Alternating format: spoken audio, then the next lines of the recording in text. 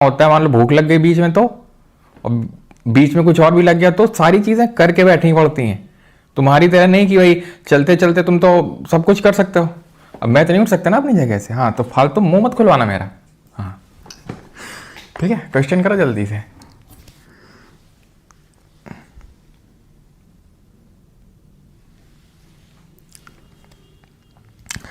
लेकिन आप तो रोज लेट आते हो बेटा। कल कल याद है तुम्हें 9:32 में यहाँ बैठा हुआ था मैं। 9:32 मैंने लाइव स्टार्ट कर दिया था। ठीक है, तो ये मत बोलना कि रोज लेट आते हो। With reference to Indian national Congress consider the following statements. बताइए।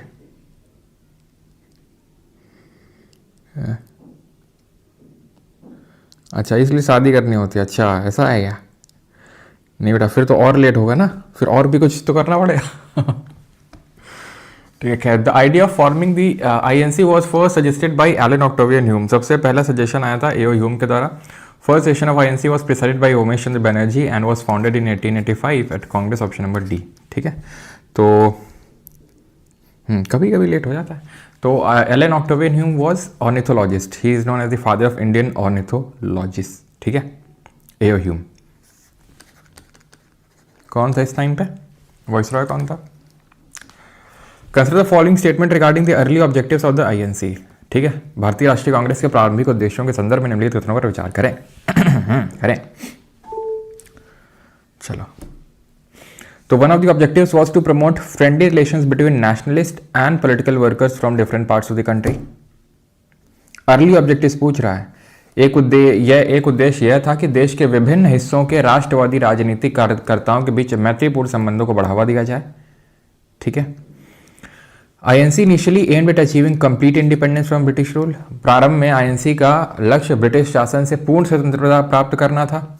This would be wrong.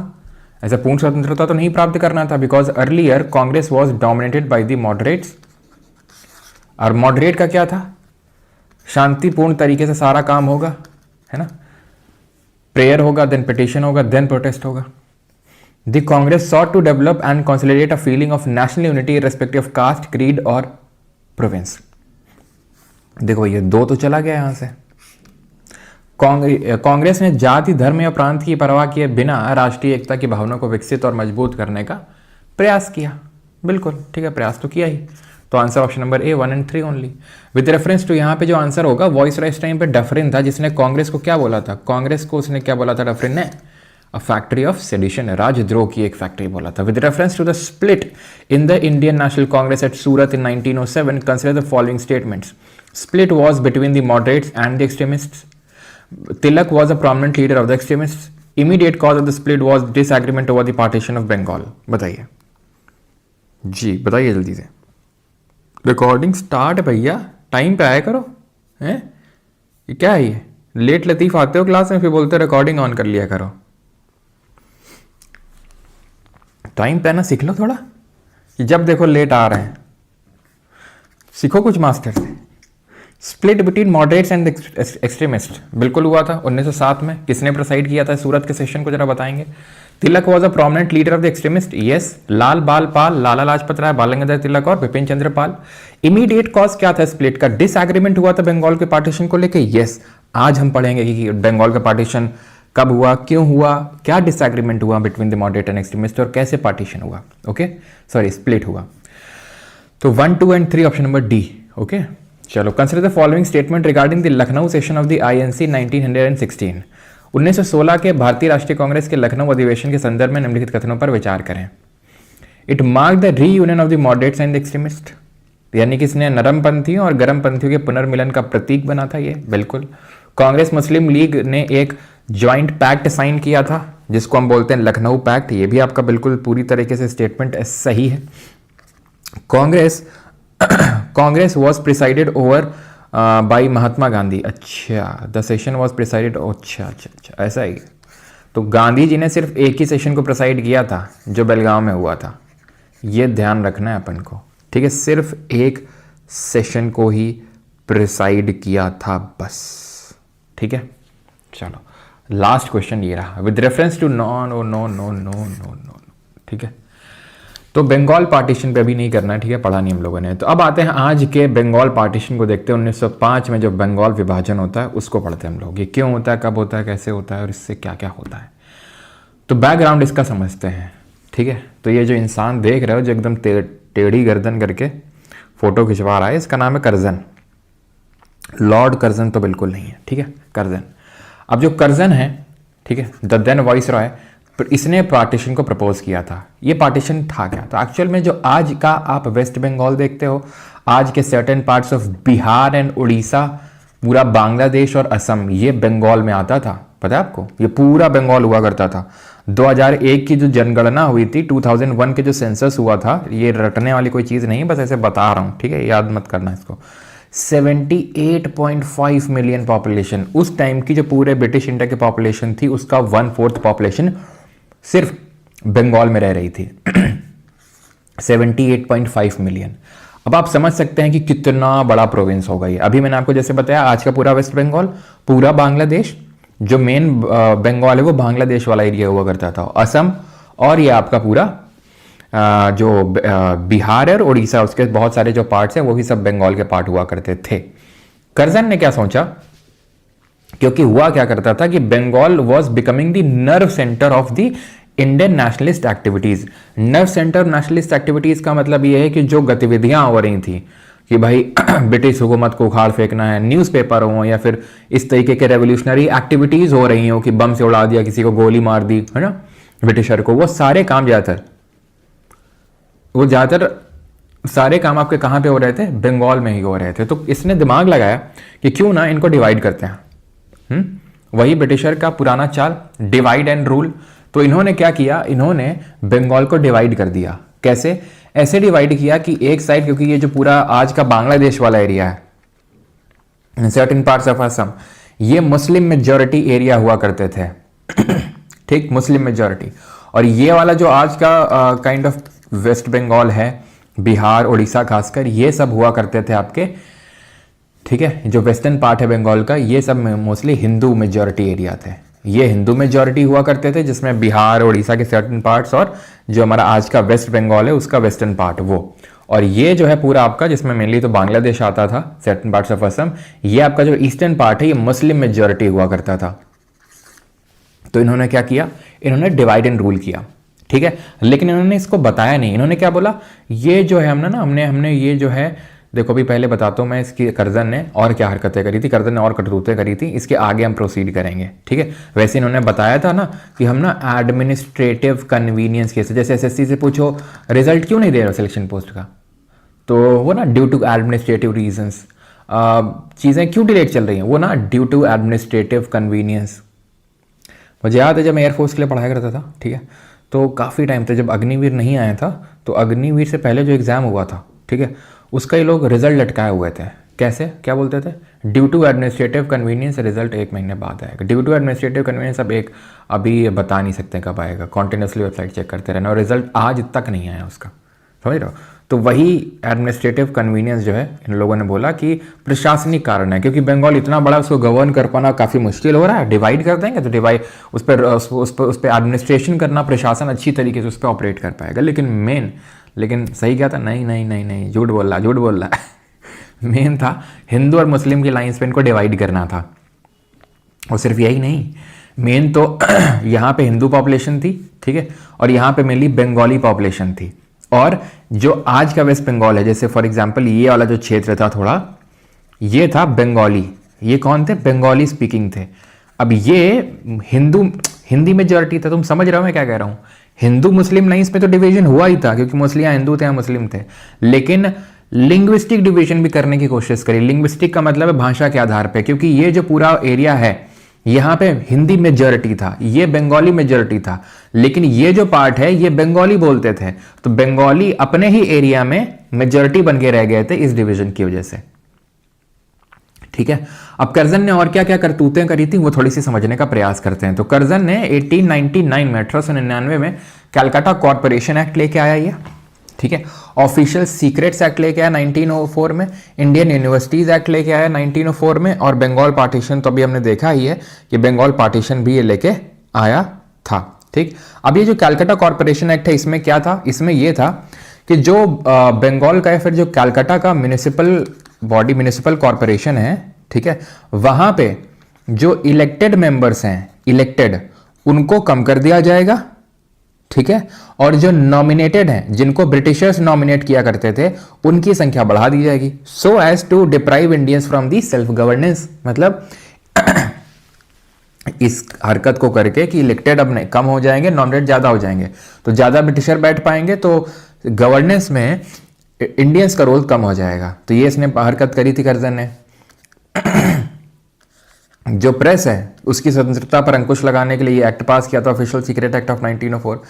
Indian universities, क्योंकि यहीं से निकलते थी वो विचारधारा, यहीं से वो यूथ निकलता था जो आगे चल के इनकी कहीं कोई बम फोड़ रहा है, कहीं कोई किसी को मार रहा है, तो जो रेवोल्यूशनरी आइडियाज़ हैं वो यहीं पे स्प्रेड होते थे यूनिवर्सिटी पे।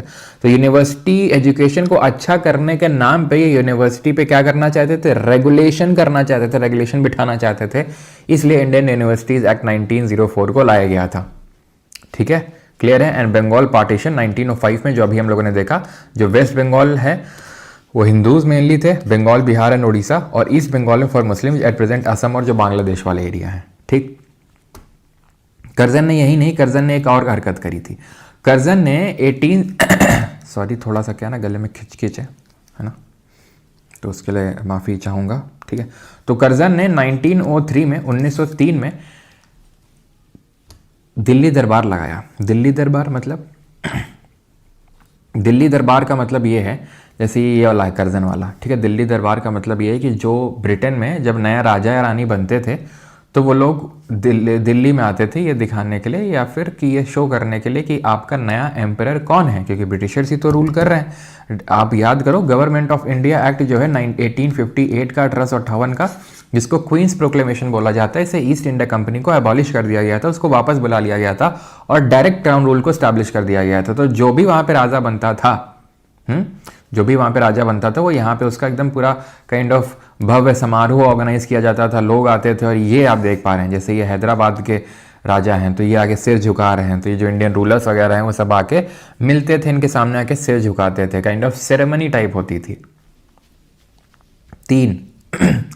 तीन दिल्ली दरबार ऑर्गेनाइज किए जा चुके हैं। 1877 में किया गया था लेटन के टाइम पे, 1903 में कर्जन के टाइम पे, फिर 1911 में किया गया जो देखेंगे हार्डिंग के टाइम पे। हम बात इसकी कर रहे हैं 1903 वाले की। ये वैसे तो 1911 वाला है, फोटो जो आप देख पा रहे हैं ये 1903 वाला जो कर्जन वाला है। इन तीनों में जो सबसे भव्य, एकदम बहुत अंधाधुंध पैसा खर्च किया गया था इनके समारोह में, वो 1903 वाला था जो कर्जन ने किया था। मतलब दबा के पैसा खर्च किया था, और कुछ टाइम पहले ही प्लेग फैला था, मतलब एकदम लोग मर रहे हैं, भूख के से मर रहे हैं, और उसके बावजूद भी कर्जन ने इतनी ग्रैंड, मतलब train, kind of special train बोल सकते हो, वो चलाई जा रही है, लोगों को लाया जा रहा है, ठीक है, टेंट पूरा सिटी बनाया जा रहा है, इस तरीके से पूरा दरबार में, ताकि कोई कमी ना हो चाटने में। कौन? कर्जन के द्वारा है, क्योंकि इट इज़ लाइक ना, जैसे मोदी जी मान लो कानपुर आए, ठीक है, तो कानपुर के जो मान लो बीजेपी के विधायक होंगे या फिर सांसद होंगे, आपको पता है एकदम स्वागत में कोई कमी नहीं रहनी चाहिए। क्यों? टिकट, समझ रहे हो, हर किसी के साथ है। मान लो अब बैलेंस आउट तो करना ही पड़ेगा तो मान लो राहुल गांधी आ रहे हैं, तो राहुल गांधी आ रहे हैं तो उनके जो इलाके के जो पूर्व होंगे या फिर करंट में होंगे एमपी एमएलए, वो एकदम कायदे स्वागत में एकदम बिछा देंगे चादरें। न्यूट्रलाइज हो गया ना, अभी किसी को दिक्कत तो नहीं हुई ठीक है, तो ऐसा होता है। तो ऐसा ही कर्जन ने, ठीक है, चटाई करने के लिए पूरा सब कुछ दबा के पैसा खर्च किया। लेकिन हुआ क्या, जिसके लिए पैसा खर्च किया वो राजा, ठीक है, राजा का नाम कुछ एडवर्ड था और उसकी वाइफ का नाम अलेक्जेंड्रिया था कुछ, आए ही नहीं, उसने अपने भाई को भेज दिया। एंड कर्जन वाज लाइक, सारी उम्र में जोकर बन आ रहा, तो जोकर बन गया कर्जन का, ठीक है, इतना खर्चा भी किया और आया भी नहीं राजा। तो खैर ये भी एक हरकत है जिसकी वजह से कर्जन से लोग काफ़ी चिढ़े हुए थे। ध्यान रखना, दिल्ली दरबार पूछता है ये, ओके, ऑलराइट। तो ये मैंने आपको बता दिया है कि रीजंस क्या दिए गए थे ब्रिटिशर्स के द्वारा, कि भाई एडमिनिस्ट्रेटिव कन्वीनियंस यानी प्रशासनिक कारणों की वजह से, ठीक है। मास्टर खेल गया, हाँ, अच्छा बैलेंस हो रहा है। और किसी पार्टी से तो बैलेंस नहीं करना है, ठीक है। administrative convenience. Okay, the actual reason was to weaken the Bengal, the nerve center of nationalist activities. वास्तविक कारण क्या था? बंगाल का कमजोर करना, ठीक है, राष्ट्रवादी गतिविधियों का तांत्रिक केंद्र बना हुआ था, उसको वीक करना था, उसको कमजोर करना था। पार्टीशन अनाउंस किया गया था जुलाई 1905 में कि बंगाल पार्टीशन होने वाला है, और 16 अक्टूबर को 16th of अक्टूबर को 1905 में पार्टीशन हो गया। अब क्या होगा? अब तैयारी हो चुकी है, ऐसा रेवोल्यूशनरीज ने बोला। अब क्रांति होगी, ठीक है, जय महाकाल। तो कांग्रेस का सेशन होता है 1905 में, ये होता है बनारस में, प्रिसाइड करते हैं गोपाल कृष्ण गोखले, और यहाँ पे रेजोल्यूशन लिया जाता है कि हम स्वदेशी, एक तो एंटी पार्टीशन मूवमेंट अप्रूव किया जाता है कि इस पार्टीशन यानी विभाजन के खिलाफ आंदोलन किया जाएगा, और स्वदेशी मूवमेंट चलाया गया जिसमें कि जितने भी फॉरेन क्लोथ्स हैं, फॉरेन चीज़ें हैं, उनको जलाया गया और बॉयकॉट किया गया। स्वदेशी अपनाओ, देश बचाओ। The formal proclamation of the Swadeshi movement, ठीक है, foreign made goods and products were to be boycotted, ठीक है, तो जो भी फॉरेन प्रोडक्ट्स थे उनको बॉयकॉट करना था, ठीक है, और ये boycott was made on 7 August 1905 in Calcutta town hall, ठीक है। यानी कि जब पार्टीशन हुआ उससे पहले ही अप्रूव कर दिया गया था, क्योंकि अनाउंस तो हो ही चुका था ना जुलाई में कि पार्टीशन होने वाला है, और बात तो पहले से ही चलने लगी होगी, अनाउंस जुलाई में हुआ, ठीक है। तो फॉर्मल प्रोक्लेमेशन स्वदेशी मूवमेंट का कहाँ पर किया गया? कैलकाटा टाउन हॉल में 7 अगस्त 1905। ये याद रखिएगा, एक एक चीज़ इंपॉर्टेंट है। 1906 में दिन अगले साल ही कलकत्ता में सेशन होता है कांग्रेस का, ठीक है। अब होता यह है कि बहुत ज़्यादा एक सेक्शन जो कांग्रेस में ये कह रहा था कि ना इसको बंगाल से बाकी स्टेट्स में भी लेके जाओ, ऑल इंडिया इसको बनाओ, सो दैट कि इसको मास मूवमेंट बनाया जा सके, विदेशियों को, अंग्रेजों को यहाँ से उखाड़ फेंका जाए, यही हमारे पास सही मौका है, इनको यहाँ से हटाते हैं, एकदम इसमें मास पार्टिसिपेशन लेके आते हैं। ऐसा किसका कहना था? एक दल था, उस दल को बोला गया एक्सट्रीमिस्ट, गरम दल। वो थोड़े से गरम थे, उनका खून गरम था, वो यंग सेक्शन था, जैसे लाल बाल पाल मैंने आपको बताता हूँ। और एक सेक्शन था उसका मानना था कि नहीं यार, बंगाल तक ही रखते हैं, और बंगाल जो ब्रिटिशर्स हैं हमारी डिमांड समझेंगे और पार्टीशन को एन्यूल कर देंगे, खत्म कर देंगे, यानी कि हम पिटिशन करेंगे, ठीक है। तो इसको लेके डिफरेंसेस शुरू हो गए थे। 1906 में जन कलकत्ता में सेशन होता है, और इसको प्रिसाइड करते हैं दादा भाई नौरोजी। कल हम लोगों ने देखा था कांग्रेस के 3 सेशन इन्होंने प्रिसाइड किए थे। एक तो पहला वाला था, दूसरा वाला था जो 1886 में हुआ था, 1886 जो पहला सेशन इनके द्वारा प्रिसाइड किया गया था, वो दूसरा कांग्रेस का सेशन था। फिर कब किया गया था जरा बताएंगे, तो 1893 में किया गया था, एंड देन तीसरा वाला फिर जो इनके द्वारा किया गया था 1906 में किया गया था। 1917 में इनकी डेथ हो गई थी, वी नो, 93 ईयर्स की एज में, है ना। याद करो हमने कल क्या क्या किया था इनके बारे में। तो इनके बारे में हमने ये पढ़ा था, नौरोजी जी के बारे में grand old man of India के नाम से जानते हैं। Poverty and un-British rule in India book लिखी है, जिसमें ड्रेन थ्योरी की इन्होंने बात कही है। नेशनल इनकम पॉवर्टी लाइन का कॉन्सेप्ट दिया था इन्होंने सबसे पहले। उन्होंने नौरोजी, फुरदौनजी और एस बंगाली के साथ मिलकर रहनुमाई मजदान सभा बनाई। 1866 में ईस्ट इंडिया एसोसिएशन बनाया। पहले Asian British member of parliament थे। ये सारे इनके अचीवमेंट्स थे, ठीक है। और रस्ट गुफ्तार लिखी थी अपनी पारसी कम्युनिटी के लिए, बिकॉज पारसी कम्युनिटी से बिलोंग करते थे, ओके। अब ये जो कलकत्ता में सेशन होता है, ठीक है, यहाँ पे स्वराज काफ़ी ज़्यादा एक्सट्रीमिस्ट जो थे वो लगे हुए थे, नहीं स्वराज स्वराज स्वराज का गोल एक्सेप्ट करो, स्वराज तो कर लिया, ठीक है। स्वराज का गोल जो है एक्सेप्ट कर लिया गया कि ठीक है हमारा गोल है स्वराज। ध्यान रखना, पूर्ण स्वराज नहीं है, पूर्ण स्वराज 1929 में, यानी 23 साल बाद आता है वो गोल। अभी क्या है? अभी सिर्फ क्या है? स्वराज। पूर्ण स्वराज और स्वराज में अंतर ये होता है, पूर्ण स्वराज का मतलब है कंप्लीट इंडिपेंडेंस, पूरी तरीके से आज़ादी, और स्वराज का मतलब है पूर्ण आज़ादी नहीं है, हमारी गवर्नमेंट होगी लेकिन हाँ ठीक है, सॉवरेन नहीं होंगे पूरी तरीके से, तुम्हारे नाम पे रूल होगा लेकिन गवर्नमेंट हमारी होगी पूरी तरीके से, ठीक है। फॉरेन गुड्स को बॉयकॉट करेंगे, स्वदेशी अपनाएंगे, और राष्ट्रीय शिक्षा दैट इज नेशनल एजुकेशन को प्रमोट करेंगे, जिसकी वजह से एक नेशनल काउंसिल ऑफ एजुकेशन भी बनाई जाएगी। तो ध्यान रखना है, 4 इंपॉर्टेंट रेजोल्यूशन, 4 महत्वपूर्ण रेजोल्यूशंस इस अधिवेशन में, 4 महत्वपूर्ण प्रस्ताव पारित किए गए थे। स्वराज, स्वदेशी, बॉयकॉट, नेशनल एजुकेशन, याद रहेगा, ठीक। अब इनके डिफरेंसेस धीरे धीरे बढ़ना शुरू हो जाते हैं, किसके? मॉडरेट्स के और एक्सट्रीमिस्ट्स के, ठीक है।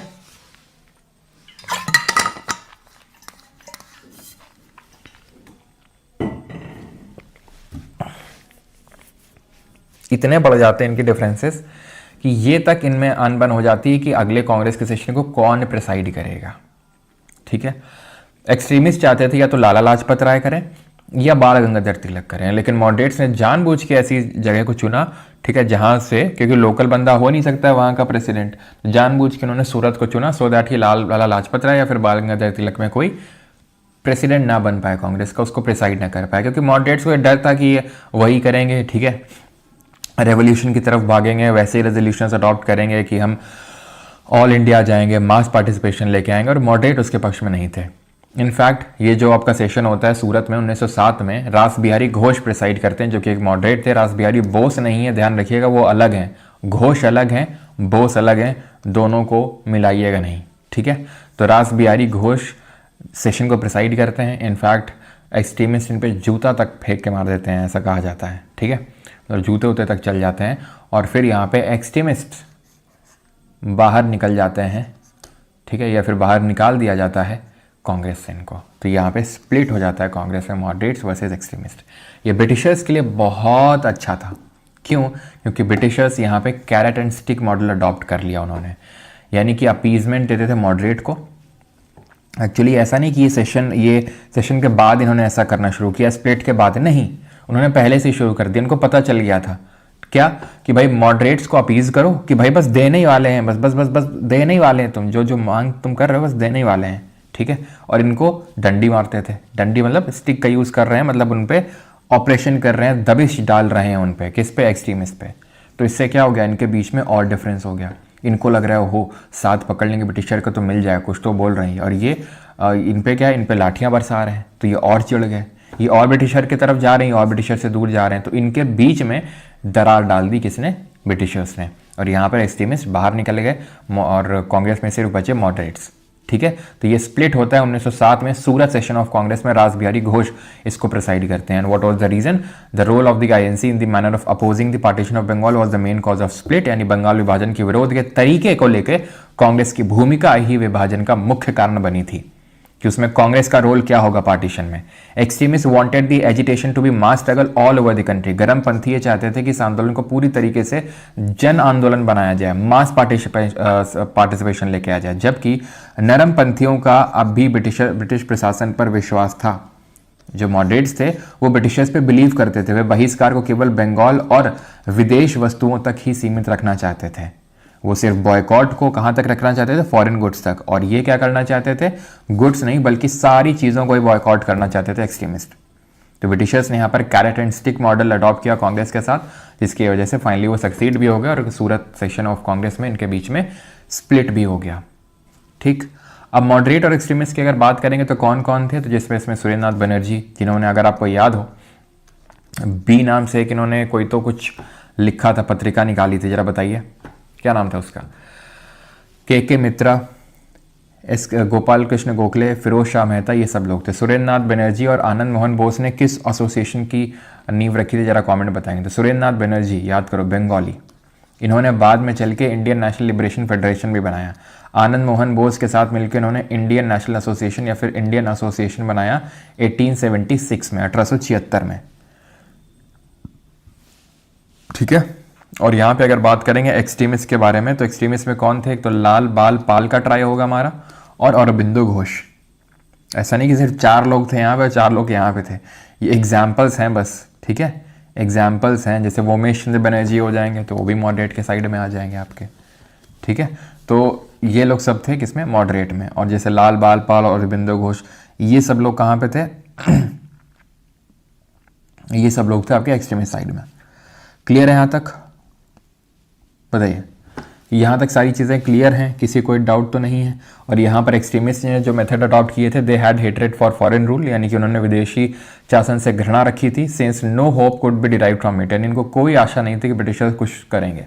स्वराज को गोल बनाना था, direct political action was required, यानी कि प्रत्यक्ष राजनीतिक कार्रवाई की आवश्यकता थी। What is direct political action?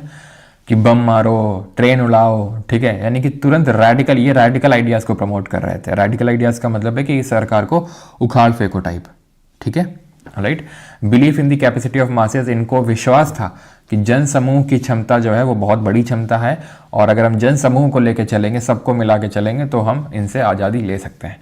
Personal sacrifices required and a true nationalist to be always ready for it. व्यक्तिगत बलिदान आवश्यक थे, व्यक्तिगत बलिदान पे बहुत विश्वास रखते थे। इनफैक्ट जो हमारे क्या बोलते हैं भगत सिंह जी थे, उनका भी कुछ ऐसा ही मानना था पर्सनल सैक्रिफाइस में, लेकिन later part of the life में, बाद में, ठीक है, उनका इस पर्सनल सैक्रिफाइस से जो बिलीफ है वो थोड़ा सा कम, और मास, अगर बात करें मास मूवमेंट पे ज़्यादा वो बन गया था उनका बिलीफ। लेकिन ध्यान रखना, एक्सट्रीमिस्ट आइडियोलॉजी पर्सनल सैक्रिफाइस यानी व्यक्तिगत बलिदान पे बिलीव करती थी, ठीक है। तो ये एक्सट्रीमिस्ट आइडियोलॉजी थी।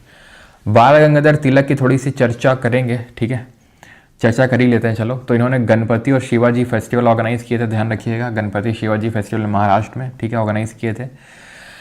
ही was titled as father of Indian unrest, ठीक है, इनको भारतीय अशांति का जनक कहा गया था by Valentine Chirol in his book India unrest, ठीक है।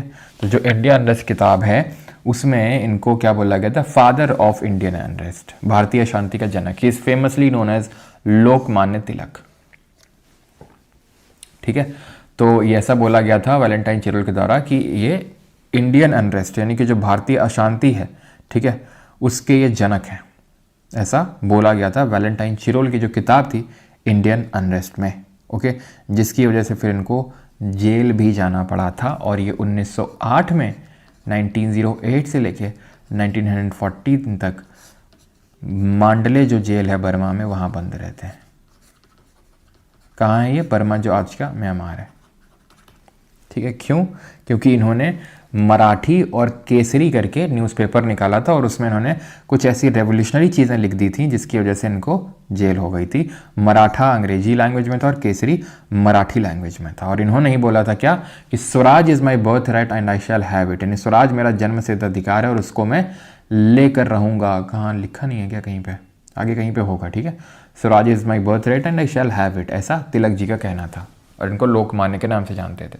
कुछ और न्यूज़पेपर जो इस टाइम पे पब्लिश हुए थे, जैसे द्विजेंद्रनाथ टैगोर के द्वारा हितवादी, के मित्रा के द्वारा संजीवनी और सुरेंद्रनाथ बनर्जी के द्वारा बंगाली, ठीक है। तो ये ध्यान रखना है कौन सी न्यूज़पेपर किसने, द्विजेंद्रनाथ टैगोर हितवादी, के मित्रा संजीवनी और सुरेंद्रनाथ बनर्जी बंगाली। अवनींद्रनाथ टैगोर, इन्होंने ये एक पेंटर हुआ करते थे। इन्होंने 1905 में भारत माता का पोर्ट्रेट भी बनाया था, जो आज अगर आप जाओगे दिल्ली म्यूजियम में, जो रेड फोर्ट के अंदर पड़ता है, सॉरी रेड फोर्ट के अंदर बोल रहा हूँ, सॉरी ये कि मेन म्यूजियम में, मुझे याद नहीं आ रहा है, एक सेकंड रुको। नहीं, शायद रेड फोर्ट के अंदर था शायद, जितना मुझे याद आ रहा है जब मैं गया था, ठीक है।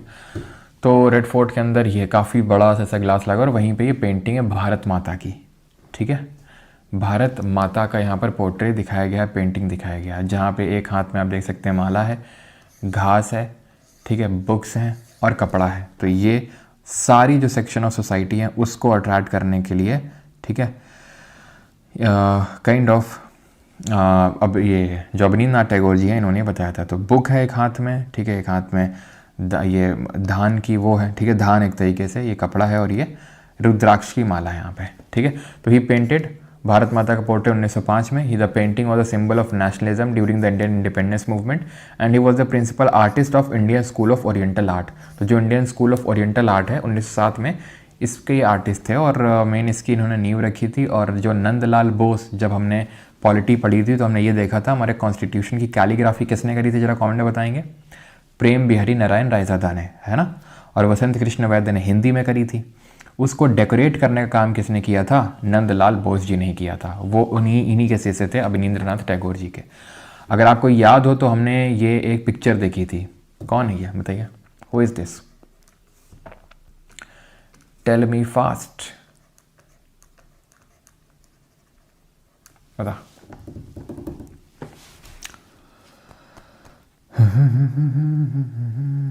देखो, इनका रविन्द्रनाथ टैगोर से सच कोई डायरेक्ट रिलेशन नहीं था, लेकिन हाँ नेफ्यू थे, डायरेक्ट इनका ब्लड रिलेशन नहीं था, नेफ्यू थे।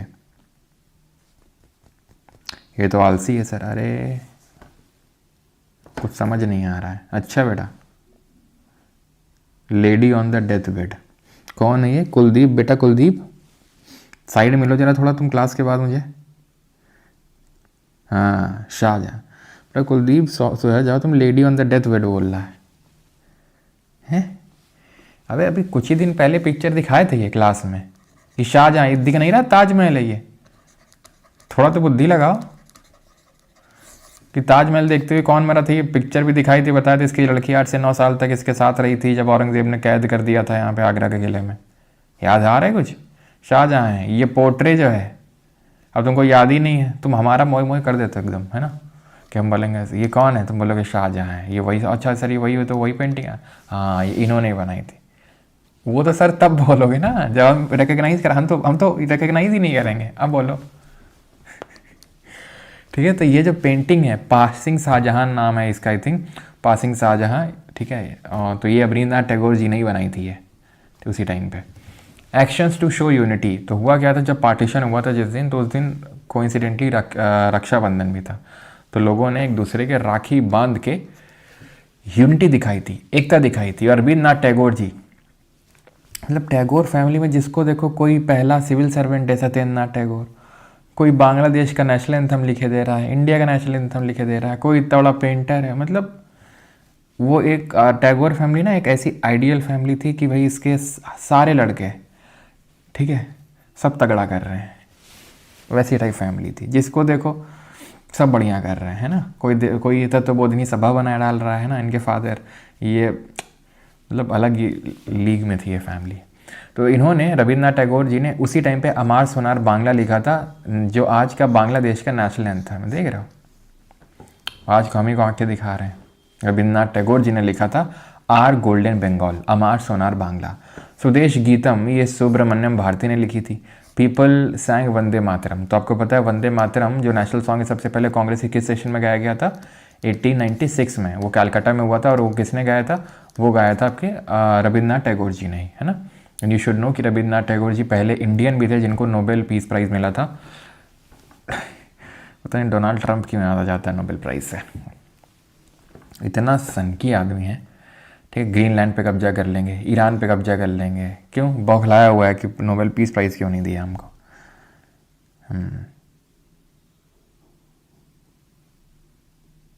अच्छी प्लेस देखी है तुमने? कहाँ पे देखी है? खुदीराम बोस भी एक एक्सट्रीमिस्ट थे तो, लेकिन वो कांग्रेस से डायरेक्टली से जुड़े नहीं हुए थे खुदीराम बोस जी। ठीक है, अभी देखेंगे उनके बारे में भी। तो वंदे मातरम जो है गाया गया, ठीक है, और ये सारी चीज़ें।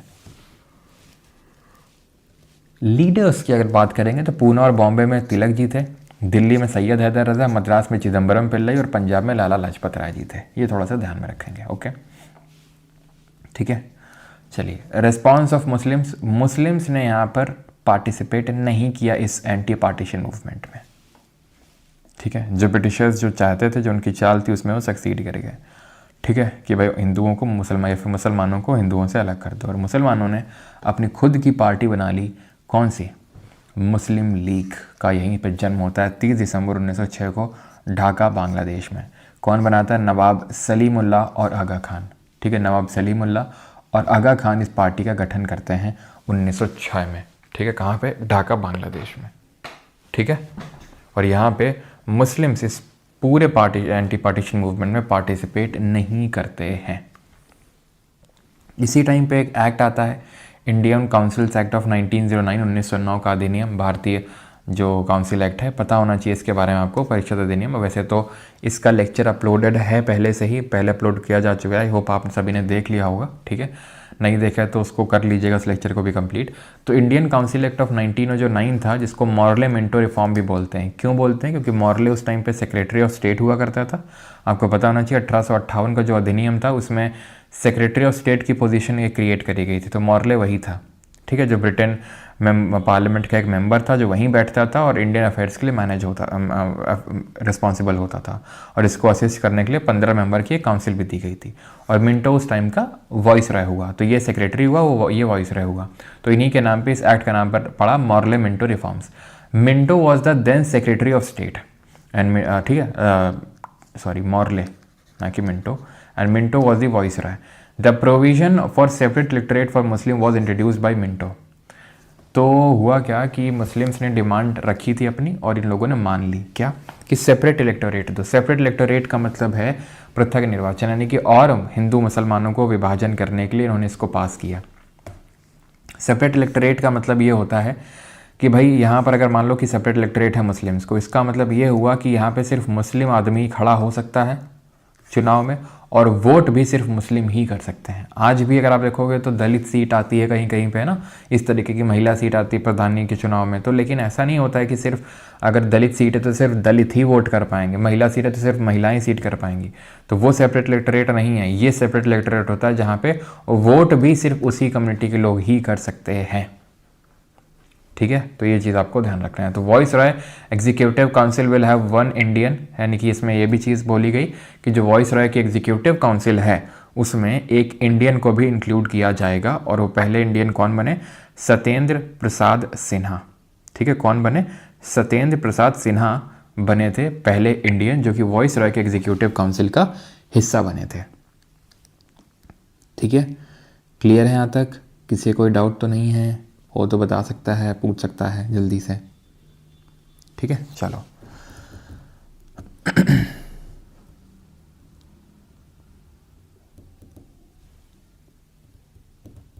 चलो आगे बढ़ें। ठीक, बाकी भी इसमें ध्यान रखना थे प्रोविजंस, लेकिन वो यहाँ पे मैं नहीं करवा रहा हूँ बिकॉज वो उस लेक्चर में डिटेल में कवर्ड है कि भाई जो आपकी क्या बोलते हैं जो लेजिस्लेटिव जो काउंसिल है उनका एक्सपेंशन किया गया था, 16 से 60 मेंबर किए गए थे। ठीक है, जो लेजिस्लेटिव काउंसिल है उसका एक्सपेंशन किया गया था 16 से 60, 16 to 60। ठीक है, ये भी ध्यान रखेंगे। देन एन्यूलमेंट ऑफ पार्टीशन पे आते हैं। तो जैसे अभी मैंने आपको बताया कि दिल्ली दरबार ऑर्गेनाइज करवाया जाता था, तो 1911 में एक और दिल्ली दरबार ऑर्गेनाइज किया गया किंग जॉर्ज 5 के लिए। किसने करवाया? वॉइसरॉय कौन था इस टाइम पे? ये हार्डिंग था। कहाँ पे लिखा हुआ ये? Hardinge the second. और इसने दिल्ली दरबार ऑर्गेनाइज करवाया 1911 में, जहाँ पे अगेन वही पूरा थ्रोन वोन बनाया जाता था, वहाँ पे आके राजा बैठेंगे, पब्लिक खड़ी, पब्लिक को देखने के लिए सब यहाँ बनाया जाएगा और राजा राजा जो हिंदू मतलब इंडिया के जो राजा किंग्स वगैरह हैं वो सब आके सिर झुकाएंगे उनके सामने। ठीक है, तो 1911 King George 5 announced the reunification of Bengal during the Delhi Durbar. तो हुआ क्या था, ये जितने भी प्रोटेस्ट हो रहे थे एंटी पार्टीशन मूवमेंट के दौरान, इन प्रोटेस्ट के चलते और बंगाली सेंटीमेंट ज़्यादा और ना हर्ट हो और उनको सही करने के लिए, बंगाली सेंटीमेंट अपने फेवर में करने के लिए इन्होंने क्या किया, बंगाल के पार्टीशन को एन्यूल कर दिया। एन्यूल कर दिया का मतलब होता है रद्द कर दिया या फिर ख़त्म कर दिया। और 1911 में इसकी अनाउंसमेंट हुई थी 1911 में, और फाइनली ये भी अनाउंसमेंट हुई थी कि अब से जो इंडिया की पूरे ब्रिटिश इंडिया की कैपिटल है वो कैलकाटा नहीं होगी, दिल्ली होगी। ऐसा क्यों किया गया था? किया गया था टू अपीज द मुस्लिम। हुआ क्या था, जब एन्यूलमेंट की, ठीक है, एन्यूलमेंट की जब घोषणा करी गई रीयूनिफिकेशन की, तो सबसे ज़्यादा जो एकदम गुस्से में थे वो थे मुस्लिम्स थे, क्योंकि उनका ये मानना था कि भाई इसीलिए तो हमने एंटी पार्टीशन मूवमेंट में सपोर्ट नहीं किया, पार्टिसिपेट नहीं किया। ठीक है, तुम्हारा सपोर्ट किया, तुमने ये क्या किया, बंगाल का फिर से मतलब फिर से वो यूनाइट कर डाला। हमें लगा था कि हमें एक सेपरेट अपना प्रोविंस मिल जाएगा, हमें एक सेपरेट इलाका मिल जाएगा अपना एक तरीके से, जो ईस्ट बंगाल होगा, लेकिन तुमने तो फिर से एक कर दिया। तो इसलिए उनको अपीज़ करने के लिए दिल्ली बनाया। अब दिल्ली से कैसे अपीज़ हो जाएंगे, क्योंकि यहाँ पे मुगल्स बैठा करते थे, ये मुगलिया सीट हुआ करती थी, इसलिए उनको अपीज़ करने के लिए कैपिटल को शिफ्ट कर दिया। लेकिन मुस्लिम्स बिल्कुल अपीज़ नहीं होते हैं, बिल्कुल अपीज़ नहीं होते हैं वो, और इसी वजह से यही कारण है कि क्यों वो फिर कांग्रेस से जाके हाथ मिला लेते हैं। कब मिलाते हैं वो भी देखेंगे, लेकिन उससे पहले कुछ रेवोल्यूशनरी एक्टिविटीज़ देख लेते हैं जो इस टाइम पे हुई थी, यानी कि क्रांतिकारी गतिविधियां कौन कौन सी हुई थी। तो 1890 की बात है जब शिवाजी और गणपति फेस्टिवल ऑर्गेनाइज करवाए गए थे बाई तिलक, ठीक है, बाल गंगाधर तिलक जी के द्वारा। 1897 में चापेकर जो भाई थे, ठीक है, वासुदेव चापेकर थे, ठीक है, लिखा नहीं है यहाँ पे, ओके, ठीक है, और एक थे आपके दामोदर चापेकर, ठीक है। तो इन्होंने क्या किया था, WC रैंड, ठीक है, WC रैंड जो प्लेग कमिश्नर था उसकी हत्या कर दी थी। क्यों कर दी थी? क्योंकि उस टाइम पे प्लेग फैला हुआ था, ब्यूबॉनिक प्लेग 1893 से शुरू हुआ था और बहुत बहुत लोगों की डेथ हो रही थी। तो इसने जिन ऑफिसर्स को अपॉइंट किया था वो क्या था, घर में घुस रहे थे, ठीक है, ऐसे ही रैंडमली, महिलाओं को टेस्ट कर रहे थे, ठीक है, उनका जैसे हाथ पकड़ रहे हैं, मतलब भले गलत सेंस में ना पकड़ते हों, ठीक है, उनको टेस्ट करने के लिए, लेकिन उस टाइम पे सोच ऐसी ही थी कि हमारे बिना मतलब ऐसे कैसे घर में घुस गया, हमारी महिला को कैसे छू रहे हैं ऑफिसर्स और ये वो, ठीक है। और किस तरीके से, जैसे नहीं जैसे कि मंदिर है तो मंदिर में पैर उतार के जाना, मतलब जूते और चप्पल उतार के जाना होता है, ये ऐसे घुसे चले जा रहे हैं, तो ये सारी चीज़ें अच्छी नहीं लगी। इनफैक्ट बोला जाता है मूर्तियाँ वगैरह भी तोड़ी हैं, पता नहीं कितना सच है उसमें, लेकिन हाँ ये सारी चीज़ें थी जिसकी वजह से वहाँ के लोग यानी कि पूना के लोग खुश नहीं थे, ठीक है, वो लोग खुश नहीं थे, जिसकी वजह से इन्होंने चापेकर भाइयों ने WC रैंड की हत्या कर दी। कौन कौन? वासुदेव चापेकर, बालकृष्ण चापेकर, दामोदर चापेकर, ठीक है, बालकृष्ण चापेकर भी थे और आपके दामोदर चापेकर, वासुदेव, ठीक है, बाल कृष्ण चापेकर भी ध्यान रखिएगा, ओके। मेनली तो इसमें वासुदेव और ये बालकृष्ण थे। 1899 के टाइम पे सावरकर भाई जो ब्रदर्स थे मित्र मेला बनाते हैं, ठीक है, सावरकर ब्रदर्स जो है मित्र मेला बनाते हैं। मित्र मेला एक सोसाइटी है, ऐसे समझ लो, ठीक है, क्या है? एक सोसाइटी है, ये चीज़ आप ध्यान रखना, ओके। देन 1902 में एक अनुशीलन समिति बनाई जाती है, 1902 में बंगाल में, was found by Satish Chandra Basu, ठीक है, प्रमोद मिट्टर, मेनली तो प्रमोद मिट्टर थे, पी मिट्टर ध्यान रखना, ठीक है, जतीन्द्र नाथ बनर्जी और बरिंद्र कुमार घोष। होता क्या है, ये जो अनुशीलन समिति बनती है कहाँ? बंगाल में बनती है। अगेन एक अखाड़ा टाइप का था, जिसको इसलिए बनाया गया था ताकि जो बंगाली यूथ है उसको एकदम हष्ट पुष्ट बनाया जा सके, लाठी चलाना सिखाया जा सके, तो एक तरीके का अखाड़ा था, जिम खाना का एंड ऑफ था ये, ठीक है। तो अनुशीलन समिति उस तरीके से बना था इनिशियली, और ये इससे धीरे धीरे यहीं से रेवोल्यूशनरी एक्टिविटीज़ निकल के आती हैं, ठीक है, ओके।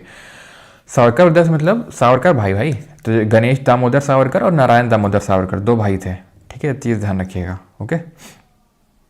तो यहाँ पे क्या हुआ कि अनुशीलन समिति बनती है 1902 में बंगाल में, और मेन जो फाउंडर थे वो कौन थे? सतीश चंद्र बासु हो गए, प्रमोद मिट्टर हो गए।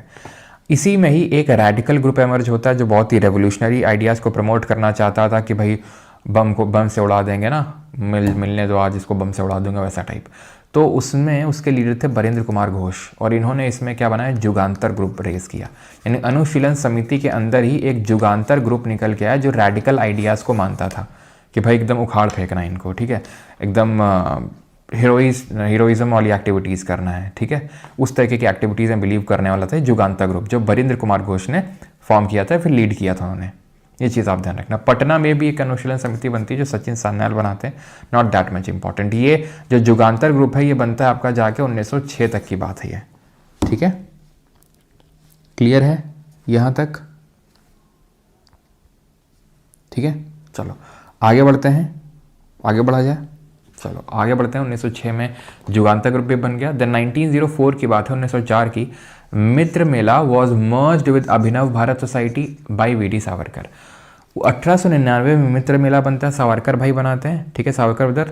1904 में अभिनव भारत सोसाइटी बनाई जाती है, ये अनुशीलन समिति है, ये अभिनव भारत सोसाइटी 1904 में, और ये बना के मित्र मेला को इसी के साथ मर्ज कर देते हैं। कौन बनाते हैं? वीडी सावरकर। ये कौन बनाते हैं? वही सावरकर ब्रदर बनाते हैं, ठीक है, तो वीडी सावरकर ने इसको मर्ज कर दिया। 1905 में Indian home rule and India house was found by Shyamji Krishna Verma London में। तो लंदन में यानी कि विदेशों में भी रेवोल्यूशनरी एक्टिविटीज़ चल रही है, अगर आप देखो तो इंडिया हाउस और इंडिया होम रूल करके बनाया गया, और इन्होंने एक यहाँ पे काइंड ऑफ जर्नल भी लिखा जिसको हम बोलते थे Indian sociologist. Madam Bhikaji Cama became the first Indian to hoist Indian flag on foreign soil. तो विदेशी सरजमी पे मैडम भीखाजी कामा ने क्या किया? भारत का झंडा, ये आप जो देख पा रहे हो ये वंदे मातरम बीच में लिखा हुआ है, और ये कमल का फूल है, ठीक है।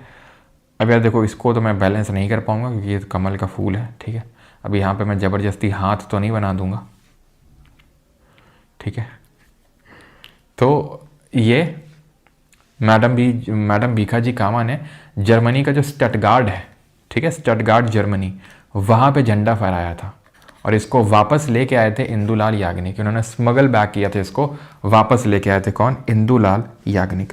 मैडम भीखाजी कामा की अगर बात करेंगे तो शी वॉज अ पारसी, ठीक है, पारसी फैमिली से बिलोंग करती थी, ठीक है, और इन्होंने ही वो किया था, दैट इज झंडा फहराया था। और उसको वापस लेके आने का काम किसने किया, किसके द्वारा किया गया था?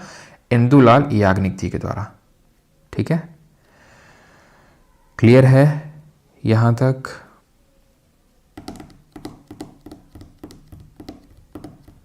किसी कोई डाउट तो नहीं है?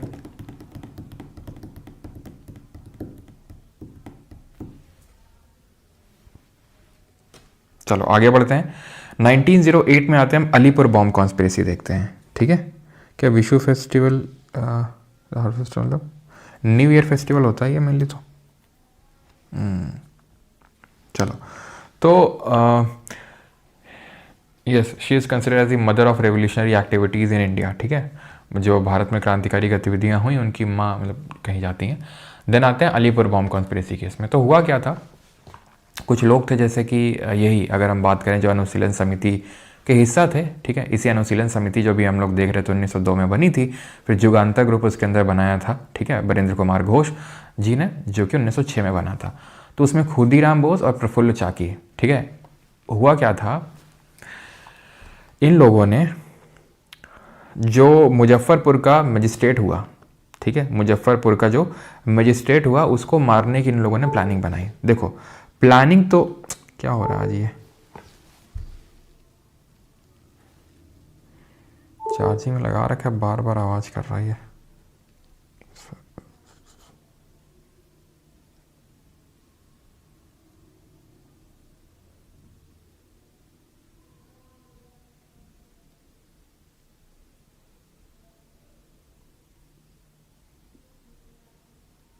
चलो ठीक है।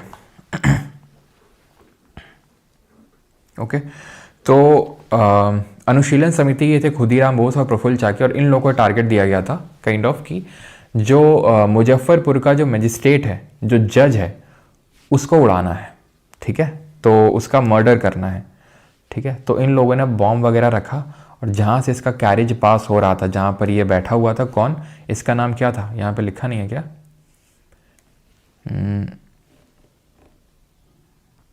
लिखा नहीं है। ठीक है, ठीक है, तो डगलस उसका नाम था।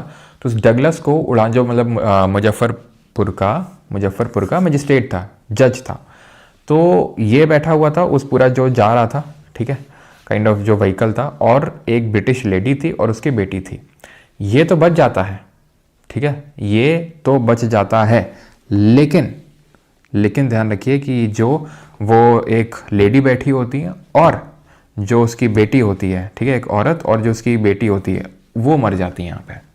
और उसकी वजह से फिर इन लोगों को काइंड ऑफ इनके खिलाफ पुलिस को नियुक्त कर दिया जाता है इनको पकड़ने के लिए। जहाँ पे प्रफुल्ल चाकी तो खुद को गोली मार लेते हैं, ही शॉट हिमसेल्फ। खुदीराम बोस को पकड़ा जाता है लगभग 40 दिनों बाद, और 18 साल की उम्र में, 18 ईयर्स ऑफ एज में इनको फांसी में लटका दिया जाता है। और इनके रिगार्डिंग काफ़ी फेमस चीज़ है, दैट इज़ कि मतलब फेमस क्या, कि जब इनको, ठीक है, तो जब इनको काइंड ऑफ फांसी की सज़ा सुनाई गई थी तो ही रिस्पॉन्डेड विद अ स्माइल, और वो फिर फोटो काफ़ी वायरल भी हुई थी। ठीक है, तो फाइनली ये पूरा काइंड ऑफ केस अभी कंप्लीट तो नहीं होता है, क्योंकि डगलस जो था, वो डगलस उसका नाम था। ठीक है, डगलस किंग्सफोर्ड, तो वो तो बच जाता है इसमें। ठीक है, लेकिन होता क्या है कि अब रेड मारी जाती है जो अनुशीलन समिति थी उसके ठिकानों में, और एक चार्जशीट तैयार करी जाती है जिसमें कि जितने भी मेंबर्स थे अनुशीलन के, जिसमें कि औरोबिंदो घोष भी थे। ठीक है, जिसमें औरोबिंदो घोष भी थे, इन सब के खिलाफ चार्जशीट तैयार करी जाती है और इनको गिल्टी प्रूव करने के लिए लग जाती है पुलिस। लेकिन होता क्या है कि इसमें काफ़ी सारे लोगों को गिल्टी तो प्रूव किया, मतलब माना जाता है, लेकिन औरोबिंदो घोष और कुछ और लोगों को यहाँ पर बरी कर दिया जाता है।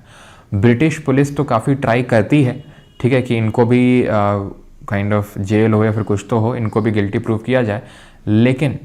लेकिन होता क्या है कि जो कन्हैयालाल दत्त हैं, ये नरेंद्र नाथ गोस्वामी को मार डालते हैं। नरेंद्र नाथ गोस्वामी कौन थे?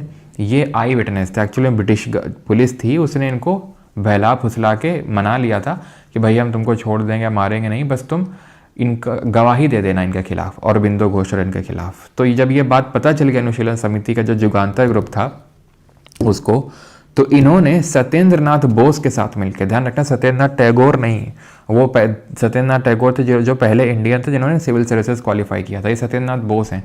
उनके साथ मिलकर कन्हैयालाल दत्ता ने नरेंद्र नाथ गोस्वामी की हत्या कर दी, गोलियों पे गोलियां दाग दी इन पे।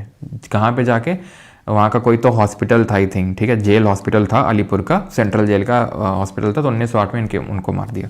तो कन्हैयालाल दत्ता को फांसी हो जाती है, सत्येंद्रनाथ बोस को भी हो जाती है, लेकिन अरबिंदो घोष के खिलाफ कोई चार्जेस प्रूव हो नहीं पाते हैं, इसलिए इसके बाद अरबिंदो घोष को बरी कर दिया जाता है। इसके बाद अरबिंदो घोष पॉलिटिक्स से संन्यास लेके ये पूरी तरीके से स्पिरिचुअलिटी की ओर चले जाते हैं और पौंडीचेरी जाते हैं। पौंडीचेरी में अरबिंदो आश्रम की भी नींव रखते हैं, वहाँ पर अरबिंदो आश्रम का गठन करते हैं ये, तो पूरी तरीके से पॉलिटिक्स से रिटायर ही हो जाते हैं। ओके, देन मदन लाल ढींगरा ये कर्जन विली को मारते हैं, ये चीज़ आपको ध्यान रखना है। ये इसी जो इंडिया हाउस है ना, इंडिया हाउस जो श्याम जी कृष्ण वर्मा ने लंदन में बनाया था, तो उसी के हिस्सा थे, उसे जुड़े हुए थे ये मदन लाल ढींगरा, कर्जन वैली को मारा था। और एएमटी जो जैक्सन है, ठीक है, ही वॉज किल्ड बाई अनंत लक्ष्मण, थोड़ा सा ध्यान रखिएगा, 1909 की बात है ये। 1910 में यूनाइटेड इंडिया हाउस जो यूएसए में बना था, उसको बनाया गया था तारकनाथ दास और जीडी कुमार के द्वारा। ये क्वेश्चन पूछ सकता है कि जैसे इंडिया हाउस है, तो इंडिया हाउस को 1905 में बनाया गया था श्यामजी कृष्णा वर्मा के द्वारा लंदन में, और वहीं बात करें यूनाइटेड इंडिया हाउस, ये यूएसए में बनाया गया तारकनाथ दास और जीडी कुमार के द्वारा। 1911 की अगर बात करेंगे तो VD Savarkar was sent to cellular jail in Andaman and Nicobar island, तो वीडी सावरकर को अंडमान और निकोबार द्वीप समूह का जो सेल्युलर जेल है वहाँ पे भेज दिया गया। तो 1913 में गदर पार्टी बनती है। अब ये जो पार्टी है काफ़ी इंपॉर्टेंट रोल प्ले करती है, क्योंकि ये भी यूएसए में बनती है। इसका हेडक्वार्टर जो होता है यूएस के सैन फ्रांसिस्को में होता है। कहाँ पे, ये लिखा हुआ है यहाँ पे, ठीक है, सैन फ्रांसिस्को में इसका हेडक्वार्टर होता है, ठीक है। गदर पार्टी कौन बनाता है, लाला हरदयाल, सोहन सिंह भागना, बरकतुल्ला, भाई परमानंद, करतार सिंह सारबा, ये सब लोग इस पार्टी को बनाते हैं, ठीक, 1913 में। और 1914 में एक इवेंट होता है जो इससे एसोसिएटेड है, इस पार्टी से, जिसको बोलते हैं कोमगाटा मारू इंसिडेंट। ये जो इंसिडेंट है कोमगाटा मारू इंसिडेंट, ये होता है, इसमें यह है कि कोमगाटा मारू नाम की एक जापानीज शिप होती है, जो कुछ जो सिख कम्युनिटी के लोग होते हैं वो इस शिप को क्या करते हैं, इसको रेंट पे काइंड ऑफ लेते हैं इस शिप को, और वैंकूवर कनाडा जाते हैं सब लोग ये, ठीक है। कहाँ पे, कनाडा में जाते हैं। कहाँ से, हांगकांग से कुछ लोगों को लेते हैं, कुछ लोगों को सिंगापुर से लेते हैं, हांगकांग से, सिंगापुर से कुछ लोगों को लेने के बाद, और इंडिया से भी काफ़ी लोग थे, सिख थे, वहाँ से ये जाते हैं कहाँ पे, वैंकूवर कनाडा में। जब वहाँ पे जाते हैं 376 लोग थे, तो सिर्फ 24 लोगों को एंट्री अलाउ करी गई थी, बाकी सब लोगों को वापस भेज दिया गया था कि यहाँ से जाओ, वापस भेज दिया गया था कहाँ पे, इंडिया में। और इंडिया में एक जगह है बजबज, ठीक है, बजबज, यहाँ पे जब ये लोग उतरे, ठीक है, तो जो ब्रिटिश इंडियन पुलिस के जो ऑफिशियल्स थे उनसे इन लोगों की क्या हो गई, झड़प हो गई, और हाथापाई तो हुई, साथ साथ गोलीबारी भी हो गई, जिसमें कि लगभग 20 या फिर उससे भी ज़्यादा, ठीक है, कहीं कहीं पे आपको 20 देखने को मिलेगा यहाँ पर, कहीं कहीं पे लगभग 26 देखने को मिलेगा। तो इसी के बीच इतने लोगों की यहाँ पे डेथ हो जाती है, और इसको फेमसली बोला जाता है कोमगाटा मारू इवेंट इंसिडेंट, ठीक है। ये बजबज जगह आपकी पड़ती है वेस्ट बंगाल में, कोलकाता में, तो आप देख सकते हैं कोमगाटा मारू बजबज इस रेलवे स्टेशन का नाम है, ठीक है। तो वेस्ट बंगाल पीसीएस की तैयारी करनी हो, एसएससी की तैयारी करनी हो, पुलिस की तैयारी करनी हो, टेट की तैयारी करनी हो, टेक गवर्नमेंट जॉब किसी की तैयारी करनी हो, आईसी अकेडमी मोबाइल नंबर ही लिखा है भाई एक्चुअल में ये एक स्टूडेंट ने फोटो भेजा था मुझे, गूगल से नहीं उठाया मैंने, ठीक है, स्टूडेंट ने फोटो भेजा था, तो बजबज है, ठीक है। तो ये चीज़ ध्यान रखना है, कोमगाटा मारू इंसिडेंट है, ठीक है, जो गदर पार्टी से एसोसिएट है। 1914 में ही हुआ था, ठीक है, 1914 में गदर पार्टी बनी थी 1913 में, और 1915 में ध्यान रखना बर्लिन कमेटी बनी थी वीरेंद्र नाथ चट्टोपाध्याय, ठीक है, हाँ संपर्क करें, वीरेंद्र नाथ चट्टोपाध्याय ने बनाई थी 1915 में। तो ये सब वो पार्टीज हैं जो विदेश में बन रही हैं, ठीक है, विदेश में बन रही हैं। बर्लिन कमेटी 1915 में, वीरेंद्र नाथ चट्टोपाध्याय। सर ये मेरे घर के पास है बजबज, अच्छा हाँ, आप में से किसी ने भेजा था मुझे, तो वही मैंने लगाया था। अब हुआ क्या था, ब्रिटिशर्स को ये बात पता चल गई थी। अब देखो था क्या, वर्ल्ड वॉर 1 चल रहा था उस टाइम पे, 1914 में शुरू हो चुका था ये। किसके बीच में, सेंट्रल पावर यानी कि केंद्रीय शक्तियों और एलाइड पावर यानी कि सहयोगी शक्तियों के बीच में। जब ये वॉर चल रही थी तो उसी टाइम पे ये कोमागाटा मारू टाइप के जो इवेंट हैं ये हो रहे थे, और रेवोल्यूशनरी आइडिया स्प्रेड हो रहे थे, विदेशों से भारत आ रहे थे। तो ऐसे कौन लेके आ रहा था, अपने आप आइडिया चल के तो नहीं आएगा, कोई आदमी आएगा, औरत आएगा, वो आके बताया जाएगा, ठीक है। तो रेवोल्यूशनरी आइडियाज वो स्प्रेड ना हो सके यहाँ पे, ठीक है, तो इसलिए इन्होंने क्या किया, ब्रिटिशर्स ने एक एक्ट पास किया, एक अधिनियम पारित किया 1915 में, ठीक है। The act was enacted by British government in India to separate the Ghadarites particularly in Punjab during world war 1, ठीक है। मतलब कि जो भी कोई बाहर से आएगा भारत में, उसको तुरंत डिपोर्ट कर सकते हैं ब्रिटिशर्स कि भाई तुम यहाँ से निकल लो। ऐसी पावर दी थी इस एक्ट ने। और इसको मेनली जो गदराइट्स थे, जो गदर मूवमेंट वाले, गदर पार्टी वाले थे, उनको सप्रेस करने के लिए इसको लाया गया था। आपने ज़रूर नाम सुना होगा रॉलेट एक्ट का। अगर नहीं सुना है तो कोई बात नहीं है, आगे हम देखेंगे। अगर सुना है तो एक्चुअल में इसी का ही परमानेंट एक्सटेंशन था। ये वॉर टाइम एक्ट था। वॉर टाइम एक्ट का मतलब है कि सिर्फ जब तक युद्ध चल रहा है तब तक के लिए अधिनियम लाया गया था। लेकिन इसको परमानेंट, इनको लगा वाह ये तो काफ़ी सही है, किसी को भी जेल में डाल दो, किसी को भी भगा दो बिना पूछे, बिना इंक्वायरी के। तो इसको उन्होंने परमानेंट एक्ट से रिप्लेस करना चाहा था, जो कि रॉलेट एक्ट था आपका। ओके, तो ये पावर ध्यान रखना। वैसे ये हमें डिटेल में वर्ल्ड हिस्ट्री में पढ़ना पड़ता है, लेकिन वर्ल्ड हिस्ट्री हमारे एग्जाम में पूछा नहीं जाता है। ठीक है, तो सेंट्रल पावर में कौन कौन था? Austria Hungary, Bulgaria, Germany, Ottoman empire जो टर्की है आज का, तुर्की है। और वर्ल्ड वॉर 1 में जो एलाइड पावर था, एलाइड में Belgium, France, Britain, Italy, Japan, Russia, USA थे। जीत किसकी हुई थी? एलाइड पावर्स की हुई थी जीत यहाँ पे। ठीक है, वर्ल्ड वॉर 1 में क्या था इंडियन के रिएक्शंस? जो भारतीय थे, जैसे मॉडरेट थे, एक्सट्रीमिस्ट थे, इनका क्या रिएक्शन था? तो moderate supported the war as a matter of duty, कि हमारा एक कर्तव्य बनता है हम ब्रिटिशर्स को सपोर्ट करें। अच्छा, एक्सट्रीमिस्ट का क्या था कि हम भी सपोर्ट करेंगे। क्या बात कर रहे हैं सर? एक्सट्रीमिस्ट तो वैसे फायदा उठाना चाहेंगे? नहीं, एक्सट्रीमिस्ट ने बोला हम भी सपोर्ट करेंगे वॉर को, क्योंकि अगर हम सपोर्ट करेंगे तो ब्रिटिशर्स हमसे खुश होकर हमें सेल्फ गवर्नेंस दे देंगे कि वाह यार कितने अच्छे लोग हैं, ये हमारा सपोर्ट किया इन्होंने। ठीक है, और रेवोल्यूशनरी का क्या था? रेवोल्यूशनरी का था कि यही मौका है, मौके पे चौका मार दो। This is an opportunity to actively fight against the British rule and seek immediate. तो देख रहे हो, एक्सट्रीमिस्ट से भी ज्यादा एक्सट्रीमिस्ट एक ग्रुप आ चुका था जिसको हम रेवोल्यूशनरी बोल रहे थे। अब आप देखो बाल गंगाधर तिलक, जब आदमी थोड़ा एज में जाने लगता है तो वो थोड़ा सा रेवोल्यूशन की तरफ कम, और समझ रहे हो, और प्रेयर पिटिशन पे ज़्यादा बिलीव करने लगता है। तो तब जब 1885 की बात है तब तो तिलक लोग सब आप देखो तो यंग ही होंगे। अब हम बात कर रहे हैं सर 1914 से लेकर 1918 तक की। आप खुद ही सोचो ना, कितना 15-20 साल हो चुके हैं, हो चुके कि नहीं हो चुके हैं। और जो बाल गंगाधर तिलक जी वो जेल से भी आ चुके हैं अभी, है कि नहीं? मैंने अभी आपको बताया कि वो जेल गए थे और जेल जाने के बाद वो फिर 1914 में छूट के आते हैं। ठीक है, 1914 में वो छूट के आते हैं जेल से। तो ऑब्वियस सी बात है कि अब वो थोड़ा सा उतने ज़्यादा रेवोल्यूशनरी तो नहीं होंगे।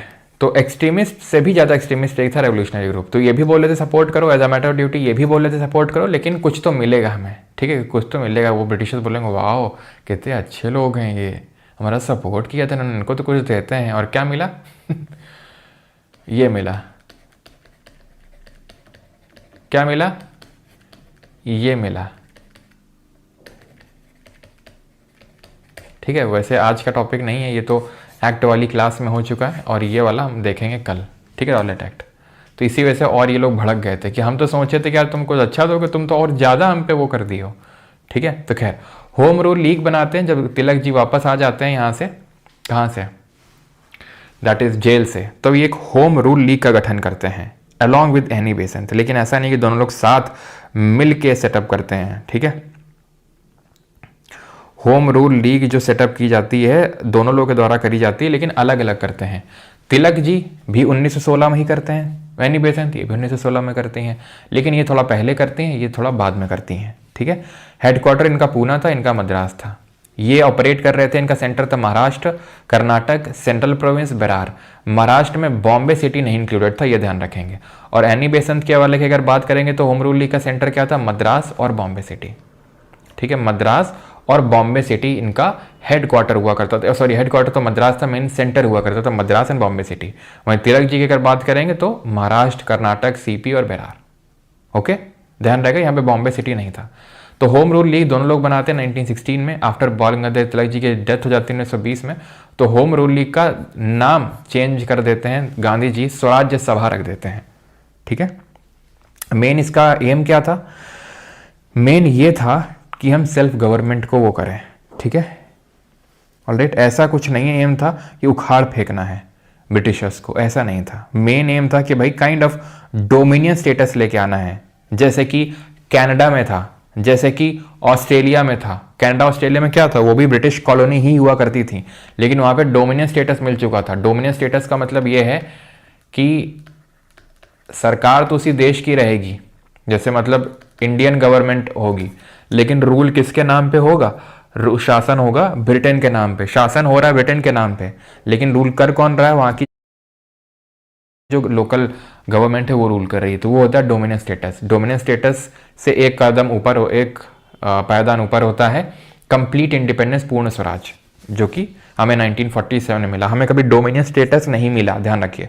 इंडिया को कभी डोमिनेंस स्टेटस का दर्जा नहीं दिया गया, सीधा हमें कंप्लीट इंडिपेंडेंस ही मिली थी 1947 में। ठीक है, तो इनका ऐसा मेन एम ये नहीं था कि उखाड़ फेंकना है। ठीक है, लखनऊ सेशन अभी इंपॉर्टेंट है। तो हमने 1907 में देखा सूरत स्प्लिट हुआ, कांग्रेस का जो सेशन हुआ था सूरत में, वहां पे मॉडरेट और एक्सट्रीमिस्ट दोनों अलग अलग हुए थे, या फिर हम यूं कहें कि एक्सट्रीमिस्ट को बाहर निकाल दिया गया था मॉडरेट से, यही हमने पढ़ा था। ठीक, अब बारी आती है लखनऊ की, और हमने क्या पढ़ा था, 1911 में पार्टीशन को एन्यूल कर दिया गया था, और 1912 में दिल्ली को कैपिटल बना दिया गया था, क्योंकि दिसंबर में दिल्ली दरबार ऑर्गेनाइज हुआ था, अनाउंसमेंट हुई थी दिसंबर 1911 में, और 1912 में ये हो गया फाइनली, कलकत्ता से दिल्ली को कैपिटल शिफ्ट कर दिया गया। तो मुस्लिम लीग वाले चिढ़ गए थे, उस पार्टीशन का जो एन्यूलमेंट किया गया था उससे बिल्कुल खुश नहीं थे। तो यहाँ पे दो चीज़ें होती हैं लखनऊ सेशन में, जो 1916 में होता है। पहली बात तो अंबिका चरण मजूमदार इसको प्रिसाइड करते हैं, अध्यक्षता करते हैं, लेकिन यहाँ पे रीयूनियन हो जाता है, दोनों जो एक्सट्रीमिस्ट और मॉडरेट हैं एक साथ आ जाते हैं, फिर एक्सट्रीमिस्ट को फिर से अंदर ले लिया जाता है कांग्रेस के मॉडरेट्स के द्वारा, और एक जॉइंट पैक्ट साइन होता है, लखनऊ पैक्ट, जिसको बोलते हैं कांग्रेस और मुस्लिम लीग के बीच में। कांग्रेस और मुस्लिम लीग के बीच में एक जॉइंट समझौता होता है, जिसको हम जॉइंट लखनऊ पैक्ट के नाम से जानते हैं, यानी कि मुस्लिम लीग ने कांग्रेस से भी हाथ मिला लिया है। ठीक है, तो इस तरीके से हुआ। और क्या क्या यहाँ पे डिमांड रखी गई थी वो भी अभी देख लेते हैं कि इन लोगों ने क्या डिमांड रखी थी। ठीक है, तो जैसे इनका ये था कि जो सैलरी ब्रिटिश ऑफिशियल्स को पे होती है, ठीक है, जैसे कि सेक्रेटरी ऑफ स्टेट हो गया, कुछ मैं आपको क्लॉज बता देता हूं इसके, अगर पूछ ले तो। सेक्रेटरी ऑफ स्टेट कौन था, तो गवर्नमेंट ऑफ इंडिया एक्ट 1858 से इस पोजीशन को क्रिएट किया गया था। ब्रिटेन की पार्लियामेंट में कोई तो वहां का एक मेंबर था जो कि इंडियन अफेयर्स के लिए मैनेज होगा, तो उसकी सैलरी भारत से ही जाती थी। तो अब से इन लोगों ने क्या बोला, नहीं ये तुम खुद दोगे, और इसको मान भी लिया गया था। जो अगला एक्ट आया था गवर्नमेंट ऑफ इंडिया 1919, जिसको मॉन्टेग्यू चेल्स फॉर रिफॉर्म बोलते हैं, उसमें मान लिया गया था, एक्सेप्ट कर लिया गया था इसको। सेल्फ गवर्नमेंट होनी चाहिए इंडिया में। ठीक है, मतलब सिर्फ यही माना गया था, बाकी तो ज़्यादा ऐसा कुछ माना नहीं गया था। ठीक है, एबॉलिशन होना चाहिए इंडियन काउंसिल का,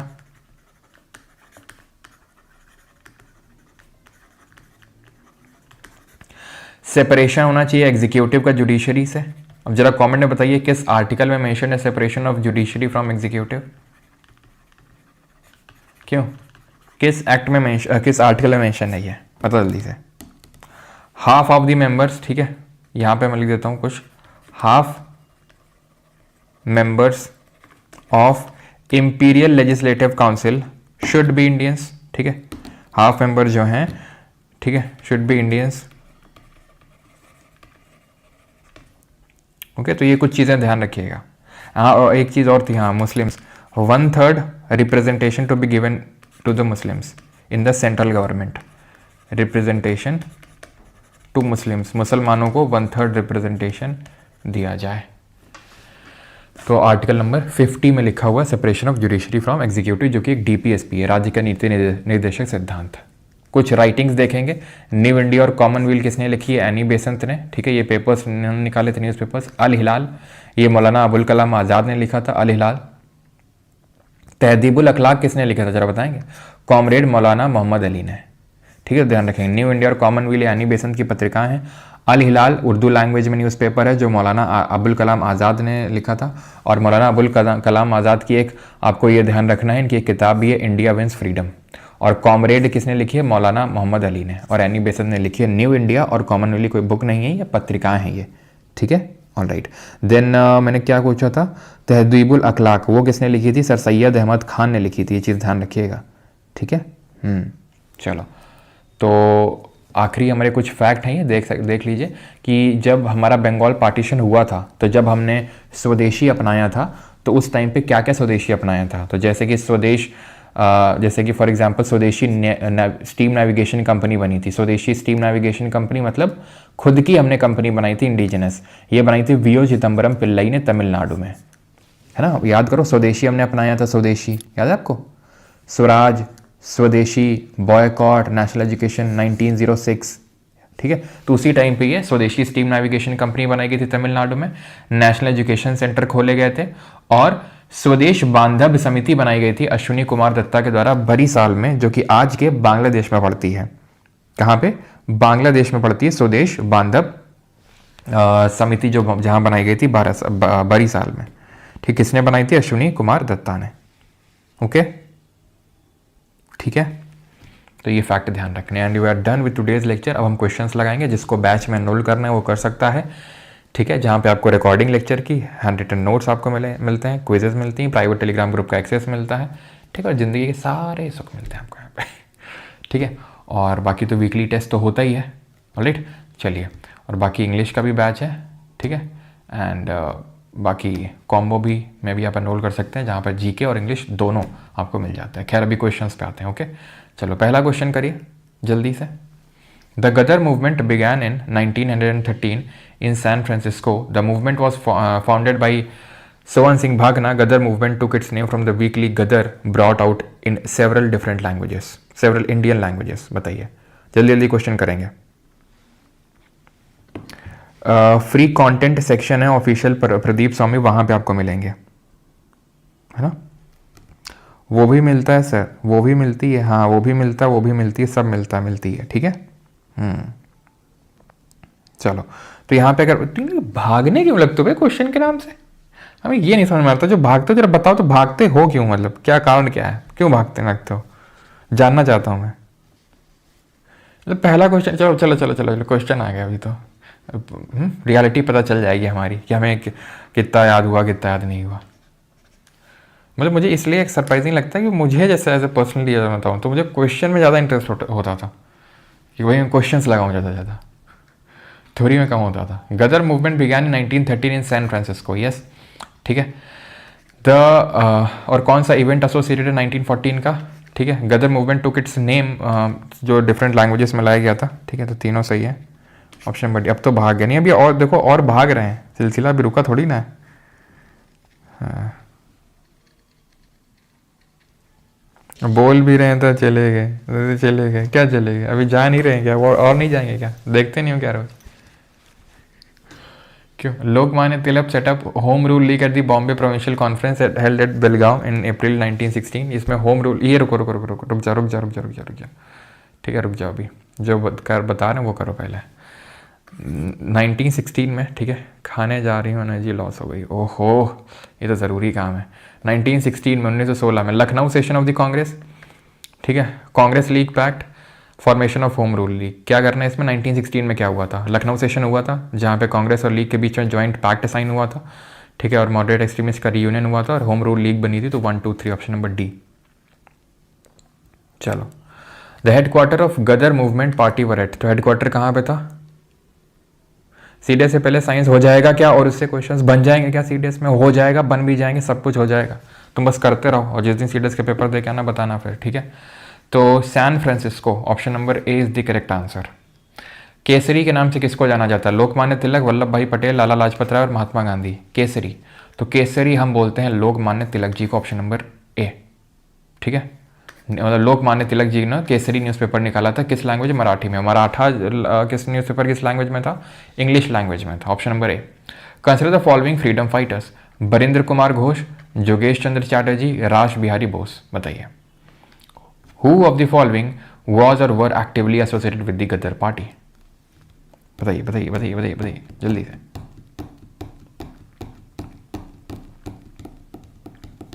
बरिंद्र कुमार घोष, ध्यान रखना, जुगांतर से एसोसिएटेड थे ये। बाद में जब जुगांतर नहीं, इन लोगों को फांसी वासी हो जाती है, इनके खिलाफ ट्रायल चलता है, तो एक जतिंद्र नाथ बनर्जी करके थे, जिनको बाघा जतिन के नाम से जानते हैं। ठीक है, वो इसको लीड करने लगते हैं। ठीक है, फिर अभी जब मैं भगत सिंह जी के बारे में पढ़ाऊंगा तब बाघा जतिन के बारे में आपको बताऊंगा कैसे इनकी डेथ होती है। ठीक है, ओके। तो बरिंद्र कुमार घोष, तो बरिंद्र कुमार घोष एक्चुअल में अरबिंदो घोष के भाई थे ये। ठीक है, तो ये तो एसोसिएटेड नहीं होंगे। गदर पार्टी हम बात कर रहे हैं 1913 की, और ये बात चल रही है 1906 में बनाते हैं जुगांतर, अगर आपको याद हो। याद है आपको 1906 में? तो ये तो नहीं थे। योगेश चंद्र चैटर्जी भी नहीं थे, रास बिहारी बोस थे। रास बिहारी घोष कौन थे? रास बिहारी घोष थे जिन्होंने प्रिसाइड किया था कांग्रेस का सूरत का जो सेशन हुआ था 1907 में, उसको। Who among the following was the viceroy of India in 1905 when the partition of Bengal was announced. तो जब पार्टीशन ऑफ बंगाल अनाउंस हुआ था 1905 में, तो वाइसरॉय कौन थे? रिपन थे, कैनिंग थे, कर्जन थे या फिर मिंटो थे? 1905 में वाइसरॉय कौन था? पार्टीशन ऑफ बंगाल जब हुआ था, तो इट वॉज कर्जन, ठीक है। कैनिंग 1857 के रिवोल्ट में था, और मिंटो जब 1909 का इंडियन काउंसिल्स एक्ट आया था तब था। रुको, अब वो वाले क्वेश्चन कर लेते हैं जो छोड़े थे। क्वेश्चन करो ये वाला। Lokmanya Tilak set up the home rule league at the Bombay provincial conference held at the Belgaum, ठीक है। Annie Besant announce the formation of home rule league in September 1916 and to avoid friction so that कि दोनों लोगों में clash ना कर जाएं, तिलक की जो लीग है was to work in Maharashtra excluding Bombay city, Karnataka, central province and Berar, ठीक है। And Besant's league was given charge of the rest of India. चलो, तो यहाँ पे सही आंसर क्या होगा? देखो, तो ये वाला तो सही है कि महाराष्ट्र में ऑपरेट कर रहे थे और एक्सेप्ट बॉम्बे सिटी, ये चीज़ हमें पता होनी चाहिए कि जो बॉम्बे सिटी थी वो इसमें इंक्लूडेड नहीं थी, तो तीसरा वाला तो सही होगा, ठीक है। और और any Besant announce the formation of home rule league, ये वाला गलत होगा, ठीक है, क्योंकि एक सेकेंड,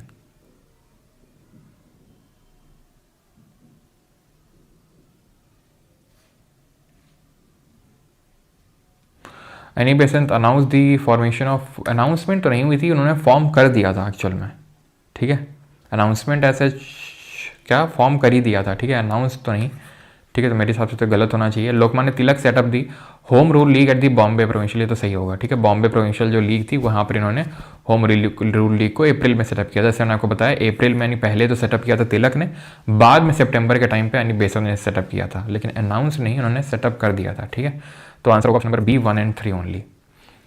कौन सेक्रेटरी बना था गदर पार्टी का लाला हरदयाल के बाद? तो सोहन सिंह भाखना, लाला हरदयाल, ये सब लोग फाउंडर्स में थे, लेकिन यहाँ पे जो आंसर होगा दैट वुड बी, वैसे थे तो ये भी तारकनाथ दास भी थे, सोहन सिंह भाखना भी थे, रामनाथ पुरी इसका आंसर होगा। ये थोड़ा सा टफ क्वेश्चन है कि सेक्रेटरी कौन बना था लाला हरदयाल के बाद, तो रामनाथ पुरी होंगे, ओके। तो ये दो क्वेश्चन थोड़े से टफ थे, थोड़ा सा टफ, ठीक है। मतलब ये वाला तो था नो डाउट, ये वाला रामनाथ पुरी वाला, और ये थोड़ा सा, ये भी था थोड़ा सा, लेकिन ज़्यादा नहीं।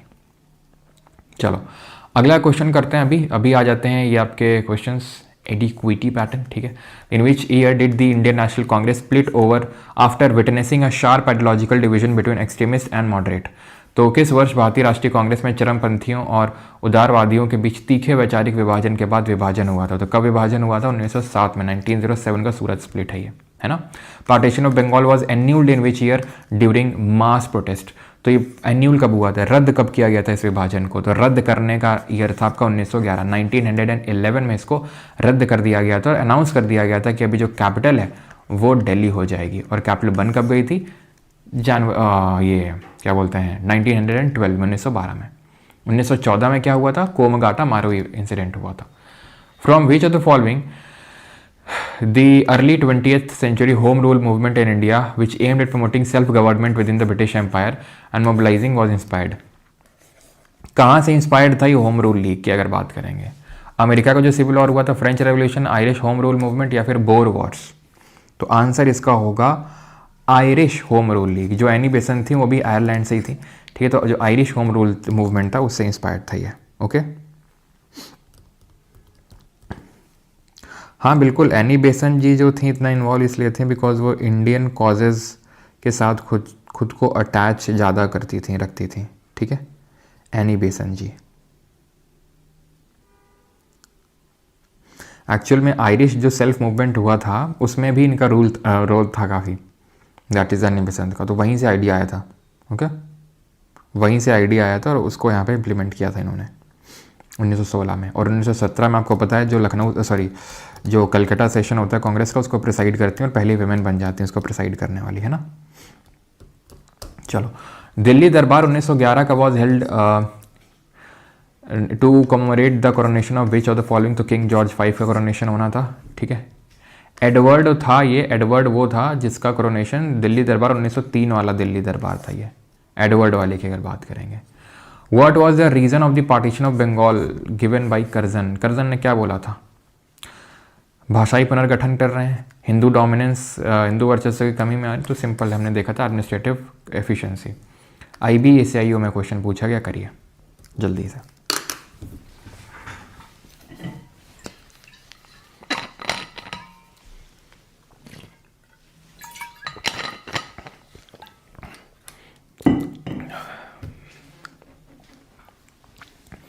तो Komagata Maru incident was attributed to the Ghadar movement. Komagata Maru घटना का कारण गदर आंदोलन को माना जाता है। यस, 1914 में हुआ था। गदर मूवमेंट आपका 1913 में। Komagata Maru ship was head by Gurdeep Singh. In the Komagata Maru incident more than 100 passenger was shot dead as per the government report. No, government तो कम ही बताएगी ना, मैंने आपको 20 बताए थे, तो गवर्नमेंट तो भाई कम ही बताएगी उससे, खुद सोचो।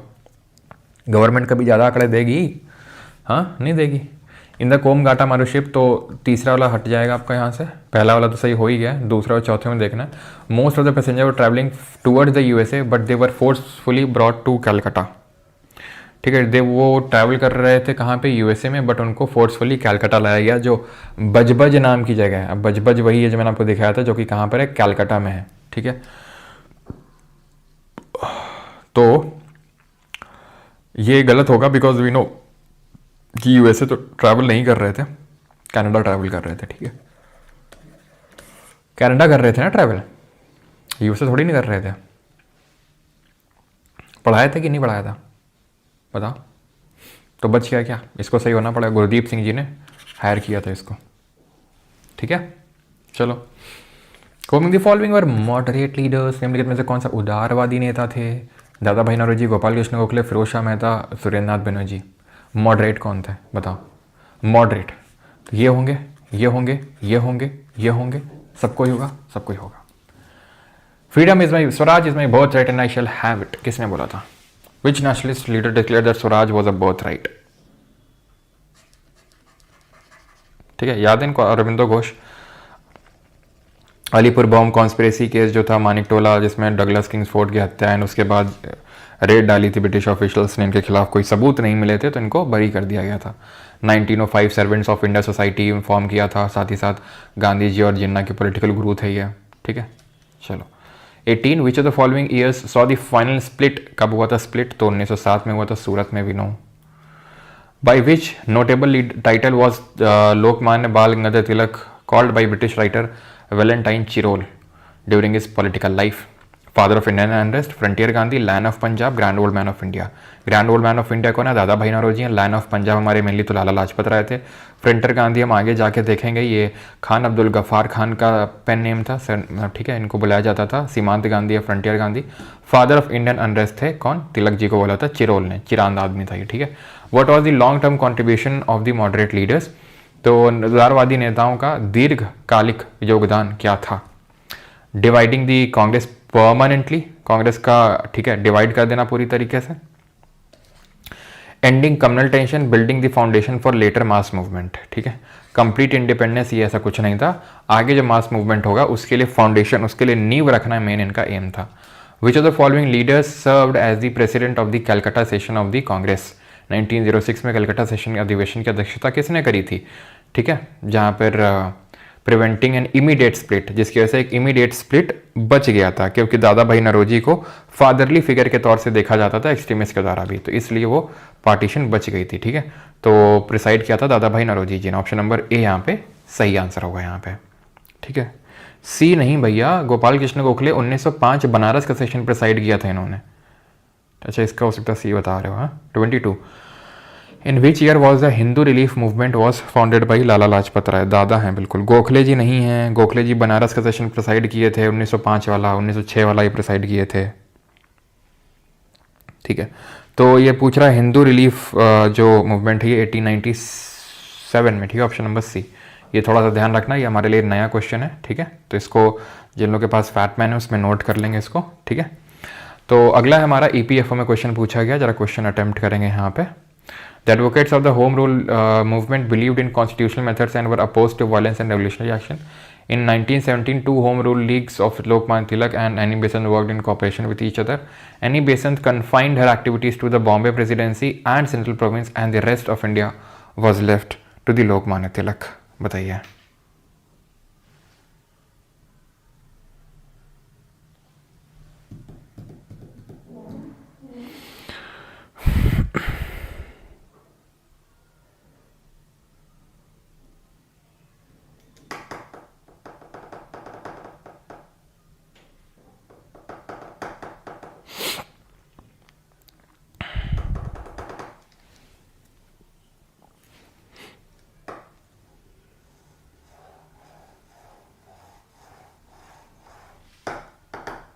चलो, तो the advocates of the home rule movement believed in the constitutional methods and were oppose to violence. बिल्कुल हमने देखा था बाल गंगाधर तिलक थोड़े से मॉडरेट टाइप हो चुके थे अभी, उनका ऐसा नहीं था कि उखाड़ फेंकना है, उन्होंने सपोर्ट भी किया था एक्सट्रीमिस्ट ने इस आस में कि ब्रिटिशर्स कुछ तो उनको ऑफर करेंगे, है ना, उसके बाद वॉर के बाद, लेकिन ऐसा कुछ हुआ नहीं था, वो बात अलग है। लेकिन हाँ, डोमिनेंस स्टेटस की मांग थी, ऐसा कुछ उखाड़ फेंकने की नहीं थी, तो पहला तो सही होगा। इन लोगों ने कॉपरेशन में काम किया था, सही है। अब आप हो सकता है डाउट इसलिए करें कि यहाँ 17 लिखा हुआ है, 16 क्यों नहीं है, तो भाई उसमें ये नहीं लिखा है कि फाउंड कब हुआ है, ठीक है, ये तो नहीं लिखा है ना कि 1916 में बना ही, ऐसा तो नहीं लिखा है। उसमें लिखा 1917 में, साथ में कॉपरेशन में, बिल्कुल साथ साथ में काम किया था दोनों के, ऐसे तो थे नहीं अपोज में थे, हैं कि ऐसा कुछ था, ठीक है, तो ऑब्वियस बात है, सही होगा। Annie Besant confined her activities to the Bombay presidency and the CP and the rest of India was to Lokmanya Tilak. नहीं, ऐसा नहीं था। मेनली जो सेंट्रल प्रोविंस है, ठीक है, मेनली जो महाराष्ट्र वाला रीजन है, ठीक है, वहाँ पे एक्सेप्ट बॉम्बे सिटी वो था, पूना सेंटर था तिलक जी का, और बाकी जो रेस्ट ऑफ इंडिया है वॉज लेफ्ट टू एनी बेसंत, ठीक है, जो बाकी इंडिया है वो एनी बेसंत के पास था, ठीक है। नो डाउट बॉम्बे सिटी तो था, ठीक है, यहाँ पे देख लो बॉम्बे सिटी तो था, ठीक है, लेकिन कहाँ गया, ठीक है, बॉम्बे सिटी तो था इनके पास, ठीक है, लेकिन सेंट्रल प्रोविंस किसके पास था, तिलक के पास था, और बाकी जो रेस्ट ऑफ इंडिया है वो इनके पास था, एनी बेसंत। तो महाराष्ट्र कर्नाटक सेंट्रल प्रोविंस तिलक के पास था, और बाकी रेस्ट ऑफ इंडिया एनी बेसंत के पास। तो यहाँ पे सेंट्रल प्रोविंस किसके पास है, तिलक के पास, ना कि बेसंत के पास, ठीक है। Which event led to the formation of Muslim League. Muslim League 1906 में क्यों बनी, कब, कहाँ पे बनती है, तो ढाका बांग्लादेश में बनती है। कौन बनाता है, नवाब सलीमुल्लाह और आगा खां बनाते हैं इसको, ठीक है। क्या कौन सा इवेंट होता है, partition of Bengal, option number B. Barindra Kumar Ghosh, Avinash Bhattacharya, Bhupendra Nath Dutta were associated with which movement in 1906। तो मार्च 1906 में बरिंद्र कुमार घोष, अविनाश भट्टाचार्य और भूपेंद्र नाथ दत्ता किस आंदोलन से जुड़े हुए थे, बताइए। स्वदेशी आंदोलन, ठीक है, बंगाल विभाजन विरोधी आंदोलन, भारत छोड़ो आंदोलन, या फिर movement against Bengal education reforms, बताइए। Barindra Kumar Ghosh, Jugantar, Swadeshi movement, anti Bengal partition, quit India 42 में होता है, ठीक है, मूवमेंट अगेंस्ट ऐसा कुछ नहीं, एजुकेशन रिफॉर्म, ठीक है। ऑप्शन नंबर यहाँ पे बरिंद्र कुमार, अविनाश भट्टाचार्य, भूपेंद्र नाथ दत्ता, स्वदेशी करो यार इसमें, ठीक है, एंटी बंगाल पार्टीशन नहीं मिली तो स्वदेशी, ठीक है, स्वदेशी मूवमेंट, ऑप्शन नंबर ए यहाँ पे ज़्यादा सही होगा, ठीक है। चलिए अगला है, with whose participation Anushilan group join forces when the Bengal Congress broke up in 2 factions after the death of CR Das. यानी कि CR दास की मृत्यु के बाद जब बंगाल कांग्रेस 2 गुटों में बट गई थी, ठीक है, तब अनुशीलन समूह का नेतृत्व किसने किया था, गणेश घोष ने, सूर्य सेन ने, जेएम सेन गुप्ता या फिर सुभाष बोस ने। तो ये थे आपके जेएम सेन गुप्ता, ठीक है, जेएम सेन गुप्ता ने इसको बाद में लीड किया था after the death of CR दास। वैसे ये आगे पढ़ेंगे, अभी हम लोगों ने CR दास और इनके बारे में पढ़ा नहीं है। Tilak gave his popular slogan to arouse nationalist sentiment among the Indians. क्या दिया था इन्होंने, Vande Mataram, quit India, Swaraj is my birth right, फिर इनकलाब जिंदाबाद। तो ये किसने दिया था, मैंने आपको बताया था, इनकलाब जिंदाबाद। क्यों, हसरत मोहानी ने दिया था, ठीक है। आंसर होगा Swaraj is my birth right. Which try of leaders is famously associated with the extremist ideology. तो कौन सा भारतीय राष्ट्रवाद में उग्रवादी विचारधारा के उदय से त्रिमूर्ति के नेता जुड़े हुए हैं, तो ये लाल बाल पाल हैं हमारे। चलो ये वाला क्वेश्चन करिए, आई थिंक बहुत आसान है, RB NTP से पूछा गया, लंबा चौड़ा दिख तो रहा है लेकिन है बहुत आसान से क्वेश्चन, क्योंकि अगर आप यहाँ पे देखो तो गणेश फेस्टिवल, शिवाजी फेस्टिवल, केसरी, मराठा कौन है, तिलक जी हैं, ठीक है। Where was the headquarter of home rule league of Bal Gangadhar Tilak ji का हेडक्वार्टर कहाँ था, तो ये था आपका कहाँ पे, पूना में, और बेसन जी का मद्रास में था, ठीक है। चलो 5 क्वेश्चन और करते हैं। Which of the following event led to the division of Congress into moderate and extremist 1907 में। तो क्यों हुआ था, मेन रीजन था पार्टीशन ऑफ बंगाल। एक second, which of the following events led to the division of the, okay, division क्यों हुआ था, साइमन कमीशन, मतलब मेनली तो ये है पार्टीशन ऑफ बंगाल है, सूरत सेशन क्यों हुआ था, ओके, इवेंट तो सूरत का सेशन ही था, ठीक है। ठीक है। कॉज पूछता तो पार्टीशन होता, लेकिन ठीक है। इवेंट तो सूरत का सेशन नहीं था आपका, ठीक है। ये किस में पूछा गया है? एनटीपीसी में ही। एनटीपीसी का ये क्वेश्चन है आपका, which method best कैरेक्टराइजेज the approach of the moderate, का क्या मेन अप्रोच था, कौन से विधि उदारवादियों के दृष्टिकोण को सबसे अच्छी तरीके से दर्शाती है? तो उनका था पी कि प्रेयर रखेंगे, पिटिशन करेंगे एंड देन प्रोटेस्ट पे उतरेंगे, सीधा प्रोटेस्ट पे नहीं जाएंगे, ठीक है। जो एक्सट्रीमिस्ट मानते थे कि सीधा प्रोटेस्ट मारना है। Which of the following best defines the strategy of passive resistance as advocated by extremist, निम्नलिखित में से कौन सा विकल्प उग्रवादियों द्वारा समर्थित निष्क्रिय प्रतिरोध की रणनीति को सबसे सटीक रूप से परिभाषित करता है? ये पैसिव रेजिस्टेंस पे कौन बिलीव करते थे? Extremist. Boycott Swadeshi, non cooperation with rulers, armed confrontation with colonial forces, assassination of British officers, या military training of the Indian youth abroad, ठीक है। तो किसको एडवोकेट करते थे एक्सट्रीमिस्ट जो थे? एक्सट्रीमिस्ट बोलते थे बॉयकॉट स्वदेशी and non cooperation with the rulers, ठीक है। ये स्ट्रैटेजी है पैसिव रेजिस्टेंस की, निष्क्रिय प्रतिरोध है, कुछ हम करेंगे भी नहीं और इनका विरोध भी हो जाएगा। यानी कि जैसे कि जिसे मैं बोलता हूँ ना कि अभी आप जो लर्निंग कर रहे हो पैसिव लर्निंग है, ठीक है। मान लो क्लास ख़त्म हो गई, उसके बाद 10 मिनट बाद आप आके फिर बैठे अपने नोट्स या फिर अपने पीपीटी या फिर जो भी है आपने रिवाइज करना शुरू किया, आपने आंखें बंद करी, अच्छा मैंने ये पढ़ा था, सर ने पहले पढ़ा था बंगाल पार्टीशन, ठीक है। उसके बाद फिर उन्होंने कर्जन की पॉलिसीज़ पढ़ाई थी, फिर रेवोल्यूशनरी एक्टिविटीज़ पढ़ाई थी, फिर बंगाल पार्टीशन के बारे में, इस तरीके से सारी चीज़ें हुई थी। तो आप एक्टिव यानी खुद पार्टिसिपेट कर रहे हो, यहाँ पे क्या अपने आप चीज़ें अंदर जा रही हैं। तो उसी तरीके से हम कुछ कर नहीं रहे, ब्रिटिशर्स का विरोध अपने आप हो रहा है, उनकी हम चीज़ें नहीं ले रहे हैं उसी में। ये जो हो जाएंगे एक्टिव रेजिस्टेंस है, पैसिव में नहीं आएंगे ये, ठीक है। Who among the following was arrested and imprisoned for refusing to give evidence against Aurobindo in Vande Mataram conspiracy case में? किसको अरेस्ट कर लिया गया था क्योंकि ये काइंड ऑफ एविडेंस नहीं दे रहे थे अरबिंदो घोष के खिलाफ? विपिन चंद्र पाल जी, जो आपके सत्यनारायणन है, पीर अली खान और कन्हैया मानिकलाल मुंशी, के मुंशी। तो ध्यान रखिएगा, आप ऑप्शन को आराम से एलिमिनेट कर सकते हैं यहाँ पर। पीर अली खान तो ये आपके एसोसिएटेड हैं किससे? 1857 के रिवोल्ट से, 1857 की क्रांति से, पटना से, अगर आपको याद हो, ठीक है। जहाँ पर इनको अरेस्ट किया गया था, ये भी अपने दोस्तों के साथियों के नाम नहीं बता रहे थे, जिसकी वजह से इनको फिर ब्रिटिशर्स ने मार डाला था, ठीक है। तो के मुंशी, ये हम पढ़ते हैं पॉलिटी में कि जो ऑर्डर ऑफ बिजनेस कमेटी है उसके चेयरमैन थे, ड्राफ्टिंग कमेटी के मेंबर थे। तो हम बात कर रहे हैं आज़ादी के बाद की, ये बात कितने पहले की हो रही है, ठीक है। और अरबिंदो घोष अभी हमने देखा था 1906 की बात है ना, उसके बाद ही चले गए थे पूरी तरीके से, 1910 के बाद मेनली तो बात है जब स्पिरिचुअलिटी की तरफ चले गए थे। तो ऑब्वियस सी बात है ये तो नहीं होंगे, ठीक है। बचा कौन? Vipin Chandra Pal, option number A answer होगा यहाँ पे, ठीक है। What was the extremist method to resist British policies apart from the agitation boycott? तो मेन क्या था इनका मेथड, क्या था to resist British policies apart from agitation boycott के अलावा क्या था? तो अब वैसी बात ये तो नहीं होगा, ठीक है। पैसिव रेजिस्टेंस यहाँ पे सही आंसर होगा, ठीक है, निष्क्रिय प्रतिरोध। Swadesh Sevak home is related to which of the following nationalist freedom initiative? Swadesh Sevak home किससे एसोसिएटेड है? Home rule movement, Ghadar movement, non cooperation movement, या फिर किससे? बताइए। Swadesh Sevak home, Vancouver.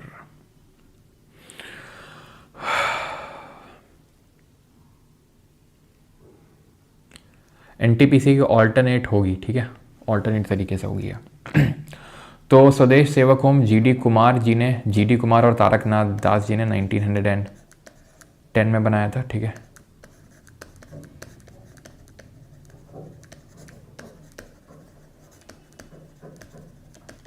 Okay, और कहाँ पे बनाया था? तो वैंकूवर, ठीक है, में बना था, कनाडा में,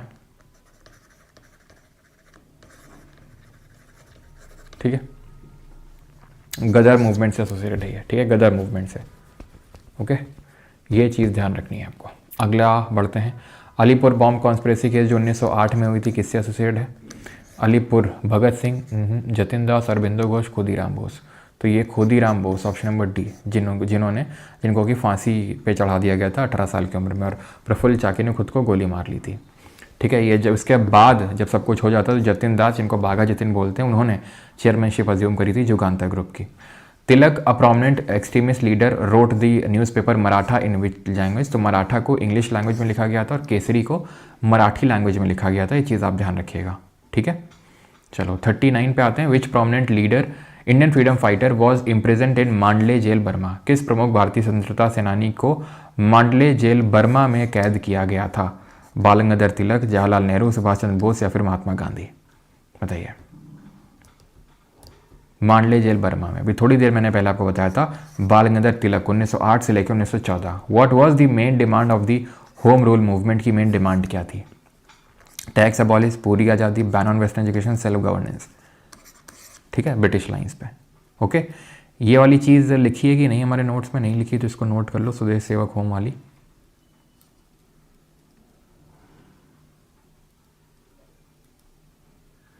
लिखी है ना यहाँ पे, यही है आपका। ठीक है, इंडिया यूनाइटेड इंडिया हाउस, यही है आपका।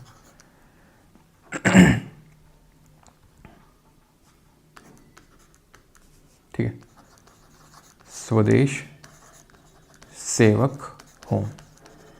ओके, यही है आपका। चलो, तो यहाँ पे 40 क्वेश्चन हमारे हो गए हैं। बाकी क्वेश्चंस आप करेंगे।